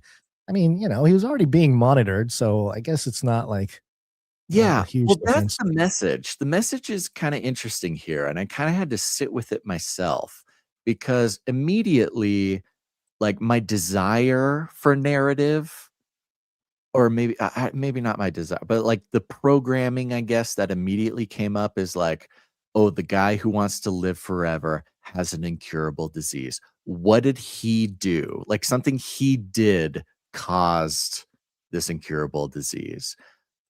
That a sort of a Faustian kind of vibe, but I don't think that's what happened. I don't think that's what it is. He just sort of happens to also have this disease, or maybe it did. I don't know. This kind of left out of the story. It says here billionaire's mission, but again, he's not a billionaire. He's a They call him a multi-hundred billionaire. million. I know, but he's billionaire. He sold his. Maybe you're the problem, Cons. Maybe I'm not. Look it up. Look it up. He had Braintree, that company Braintree. He sold it for like 400 million or something. Can we I mean, just maybe agree to call him a billionaire so we don't have to have this discussion every time? Can we just, for ease of conversation, refer to him as a billionaire? I like to be accurate around here, I know. especially if he's spending $2 million a year for his health. Well, what's funny is like a billionaire would care. Like you're acting like a billionaire who would be like, no, don't call yourself a billionaire. You only have 3 commas in your bank account. Once you get 4, come back and then you'll be in the billionaire club. Okay. You're just 100 millionaire. Yeah. Well, if I break up the penny, maybe I am a billion. Your treasure is stored in heaven, Guns. And that's what I know. Okay. Instead of accepting diagnosis, Johnson says he's assembling researchers to search for a cure. His team plans to monitor disease markers close while exploring experimental therapies ranging from immune modulating drugs to advanced T-cell treatments and AI design therapies. And this is the other part of it. Maybe there is an aspect of this where in some ways, this is just the next chapter. This is like the next phase of the challenge where, of course, living forever, longevity, and all this stuff was part of his plan. But, when you run into something like this, you can, it could be because the live forever mission didn't really resonate with everybody, right? Like people can't relate to the multi-hundred millionaire trying to live forever. It's a psycho cyborg billionaire like weirdo thing, right? But if you have something like this where it's like an everyday and any man can get it type of thing, then your contributions become much more relatable and something to root for in a sense in the context of science and advancing technologies. So maybe that's the play where it's like, hey, we need to do something because Bryan's image is very good right now. People are not stoked about Bryan's mission. Yeah, so, to look at it culturally, right? We're not just picking on him for we're not. But like culturally, he is this image, this symbol of transhumanism. We have the power. He's said it himself. Like, I have the power to transcend my humanness to live forever. It's Tower of Babel. It's everything. In the same way, we have Peter Thiel talking about the Antichrist, doing that thing. So he's in that kind of echelon of cultural symbol. But it doesn't work when you're just a weird billionaire pumping your son's blood into your body so you live forever. It just doesn't work very well. Right. But much like in our exploration of technocracy, with every new technology, Elon and Neuralink, brain-computer interface, the beast, mark of the beast, this kind of stuff, it has to always take this step from necessity. We must do this to heal something. We must do this. That's the transition. Necessity is the transition into the next phase of whatever. Right. Not to go down a rabbit hole. Interesting weekend. I did see the Angel Studios movie, Young Washington. Okay. If anybody's interested, Young Washington. It's the story of George Washington in his youth, the story before he became the president. Not a great movie, but as an analyst, I'm glad the movie exists. And one interesting thing is July 3rd, actually, something I didn't know, a little George Washington history for everyone, if the movie is to be believed. George Washington lost his first battle, got really whooped by the French on July 3rd, before 1776. And so when he becomes president after 4th of July, he's sitting there, 1776, he's going to become the president. And it's July 3rd, and he's like, man, I really got my butt whooped a while back.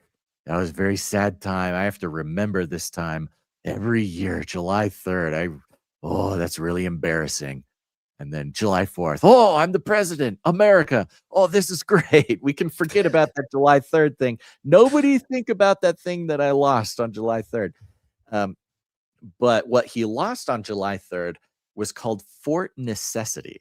He had built a fort. Yeah. I think I learned about this in elementary school. Yeah, it's very interesting. A lot of really good history there. But I thought that that kind of rang with me, like Fort Necessity. Okay.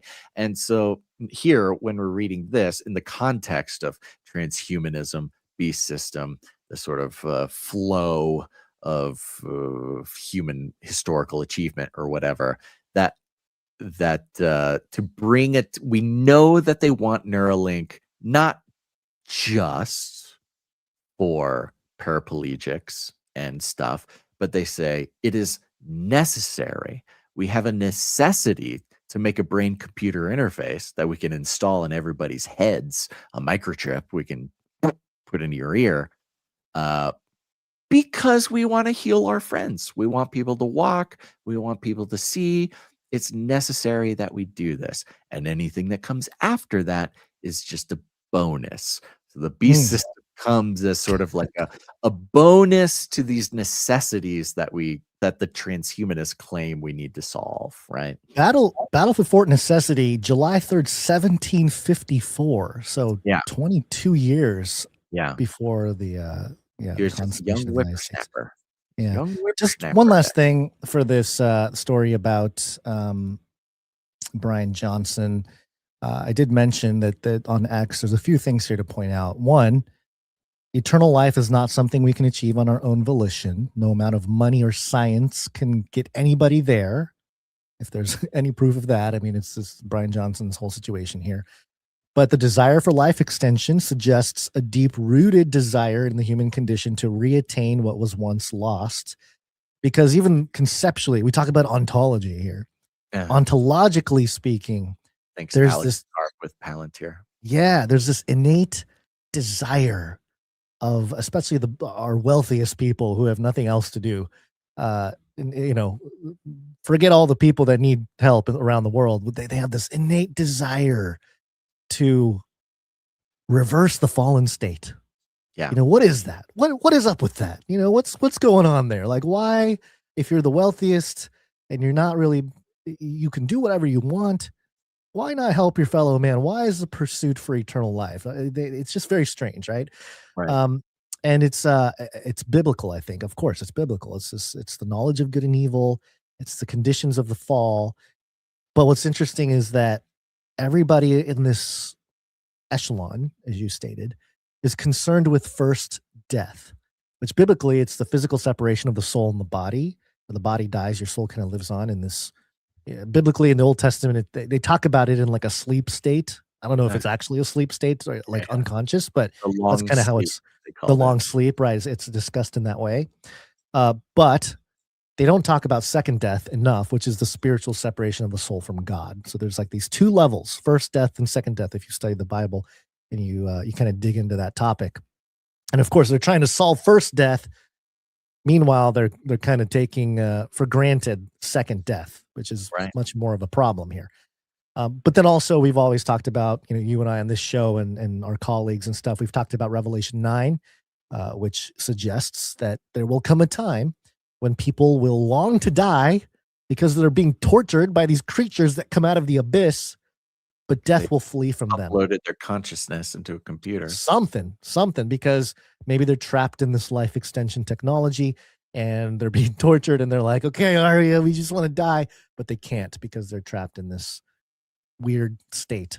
So, which is the sort of primary, to use a term, sort of Faustian bargain of eschatology, of the end of the world, of the beast system, which is this decision to be made to suffer the first death to avoid the second death, or to avoid the first death. Suffer the first death to prevent the second death, whereas they're trying to prevent the first death, by doing so they might inflict the second death, which is much more consequential. That's interesting. That's a really, I've never heard it that way. And of course, you could only get to that conclusion by talking it out live publicly, where everybody can argue with you.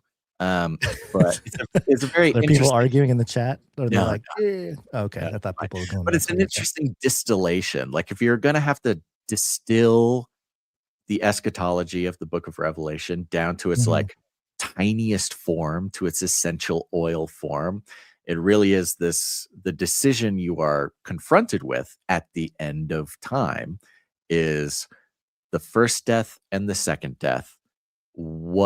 How do you manage that? Are you trading one for the other? Or kind of all boils down to that. So as a part of this setup for Bryan Johnson, of course, we want Bryan to find Jesus and get that eternal life.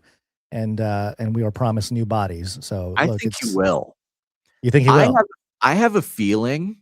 I have an inkling, and I claim no knowledge from God or any supernatural source, but I have a hunch. I think Bryan Johnson is going to very publicly find Jesus. Wow, that would be incredible. And hey, Bryan Johnson, hop on our show first if if that happens. I'm putting my stake in the ground here. I think that's going to happen. I hope so too. What is going to be tempting for Bryan Johnson are stories like this coming out of Splinter Cell, or actually this is futurism.com. Scientists build fully synthetic life form that can eat and reproduce. The subheadline here, we're hoping we're really starting a true age of bioeconomy, enabling technology that will let people engineer biology. And if there wasn't a type of platform or like something that they would want to hand to Bryan Johnson to solve his ails, this is it right here. This is the true synthetic life form. Let's engineer biology. Let's build whatever we need to make sure that Bryan Johnson can get rid of this situation here. As in the days of Noah. As in the days of Noah. Yep. So yeah. I will not change, but I will amend. Let me add just changing.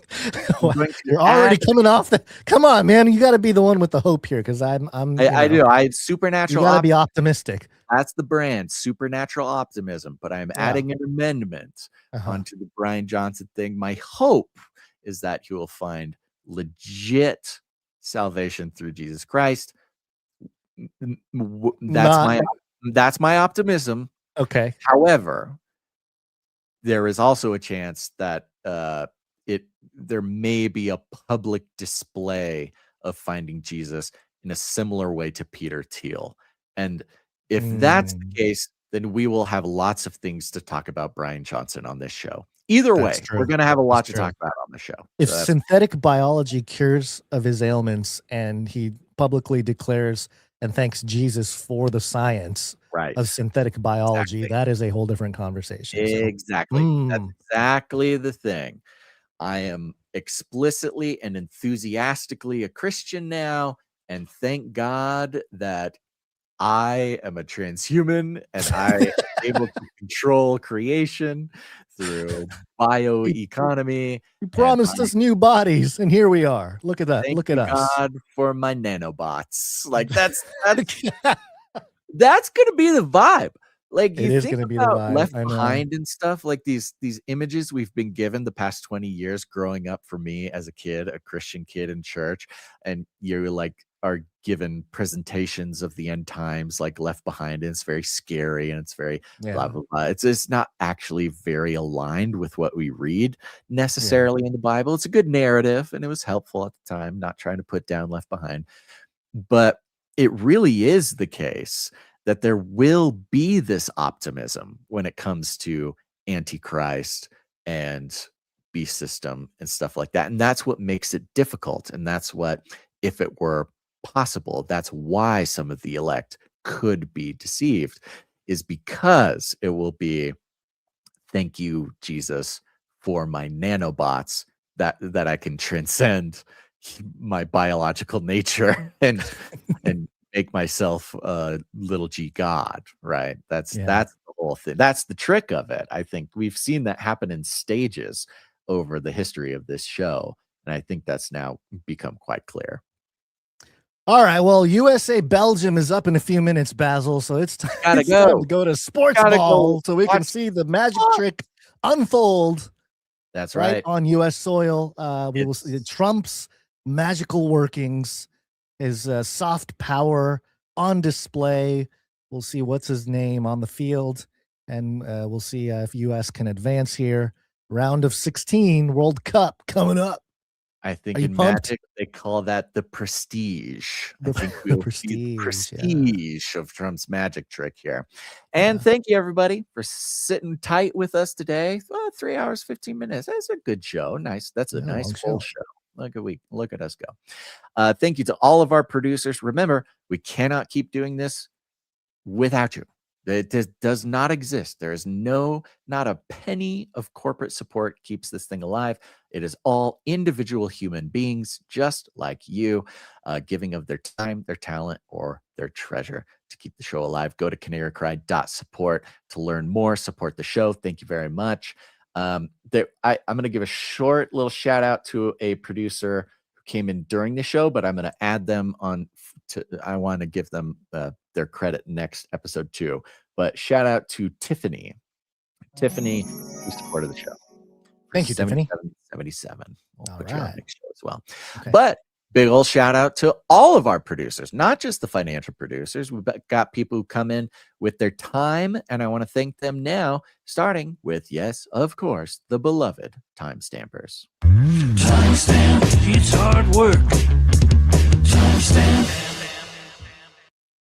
I'm looking it up right now. It is Jade Bouncerson, of course. Jade Bouncerson getting timestamps live during the show most of the time. It is time, Gons, that we activate and we start inputting these things into Apple Podcasts, I believe. It has officially become a standard now on Apple Podcasts, chapter designations, which is exactly what Jade Bouncerson has been doing for us. And that is our next step into the future. Thank you, Jade Bouncerson. Thank you to the tech team. Shout out to the tech team. Love you guys. Thank you. Shout out to Jam for heading up the Telegram channel. Adam42 for heading up the Discord channel. These are communities of which you should join if you are not part of the community. You got to connect with other Canarians around the world. I'm telling you, it's a very special thing when a Canarian finds another Canarian, and there's an understanding that you don't get anywhere else, not in your church, not in your family, not in nothing.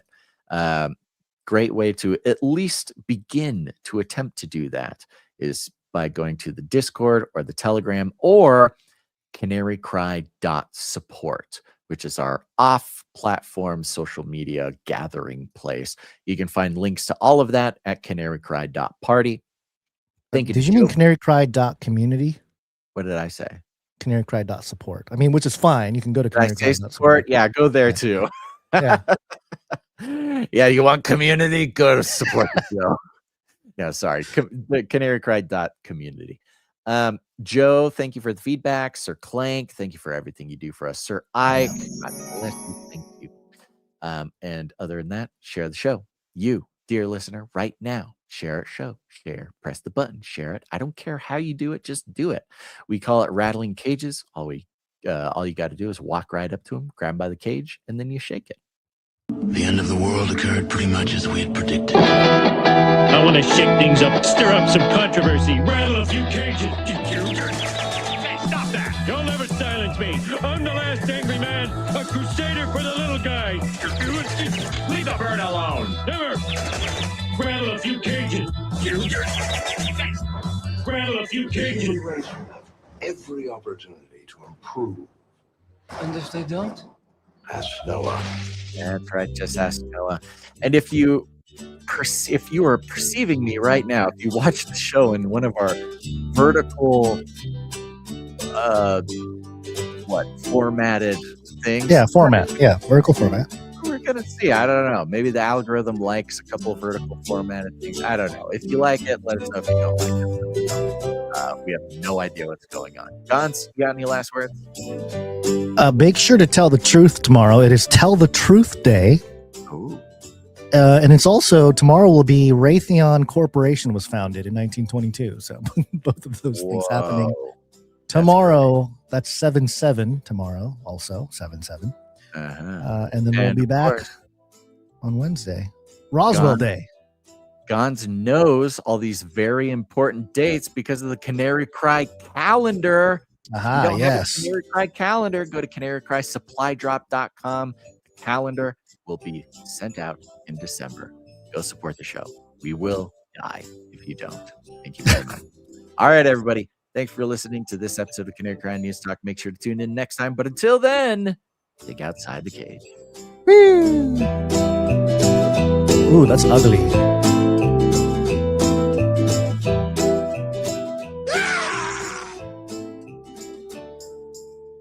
Remember, reality is an illusion. The universe is a hologram. Buy gold. Bye! Armageddon's on the way.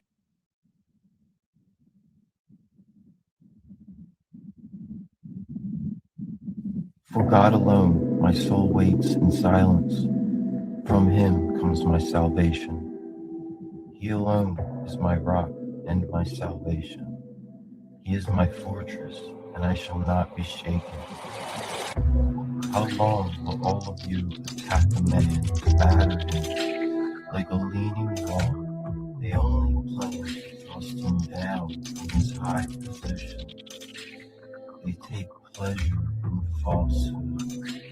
They bless with their mouths, but in their heart they curse.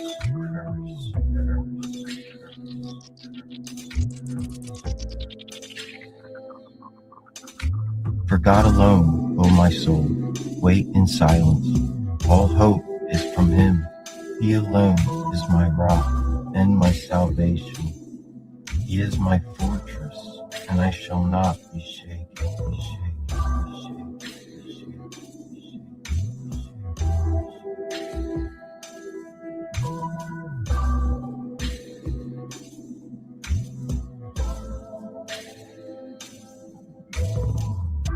Trust in him at all times. Pour out your heart before him. God is a refuge for all of us. Those of low estate are but a breath. Those of high estate are a delusion. If they are weighed on the scales, they are altogether lighter than a vapor. Put no trust in extortion. Set no vain hopes on robbery. If riches increase, set not your heart on them.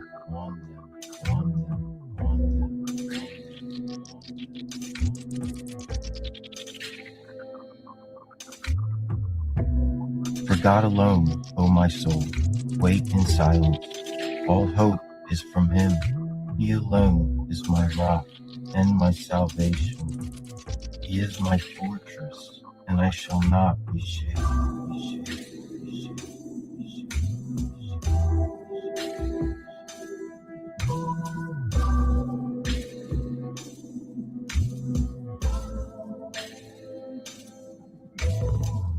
God has spoken once, but I hear this in repetition, that power belongs to God.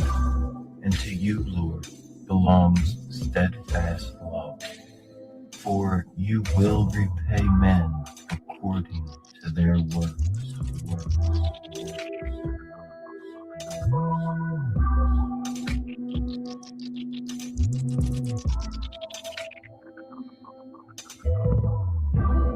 For God alone, O my soul, wait in silence. All hope is from him. He alone is my rock and my salvation. He is my fortress, and I shall not be shaken, be shaken, be shaken, be shaken, be shaken,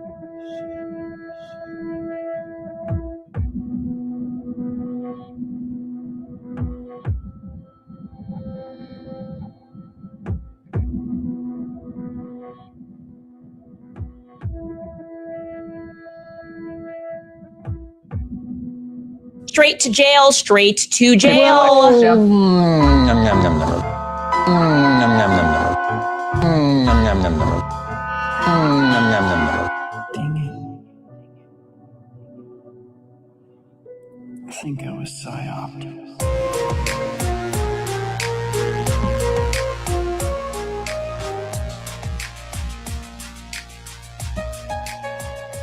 Taking and no man deceive you. Many shall come in my name. Said I am Christ, and shall deceive many.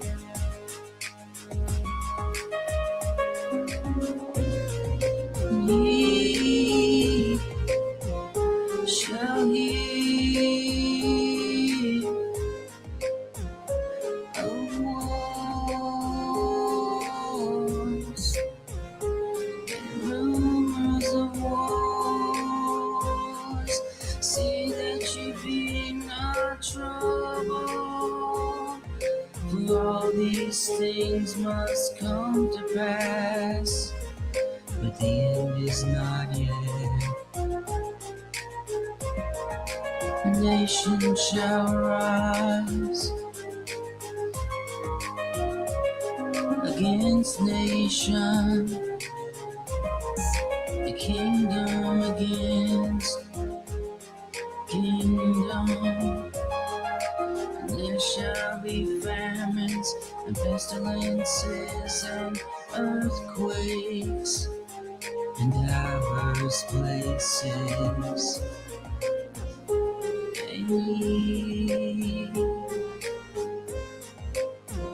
Shall hear of wars and rumors of wars.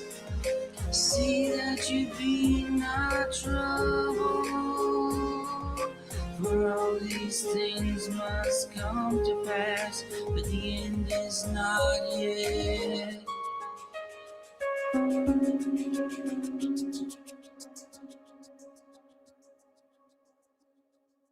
Value for value.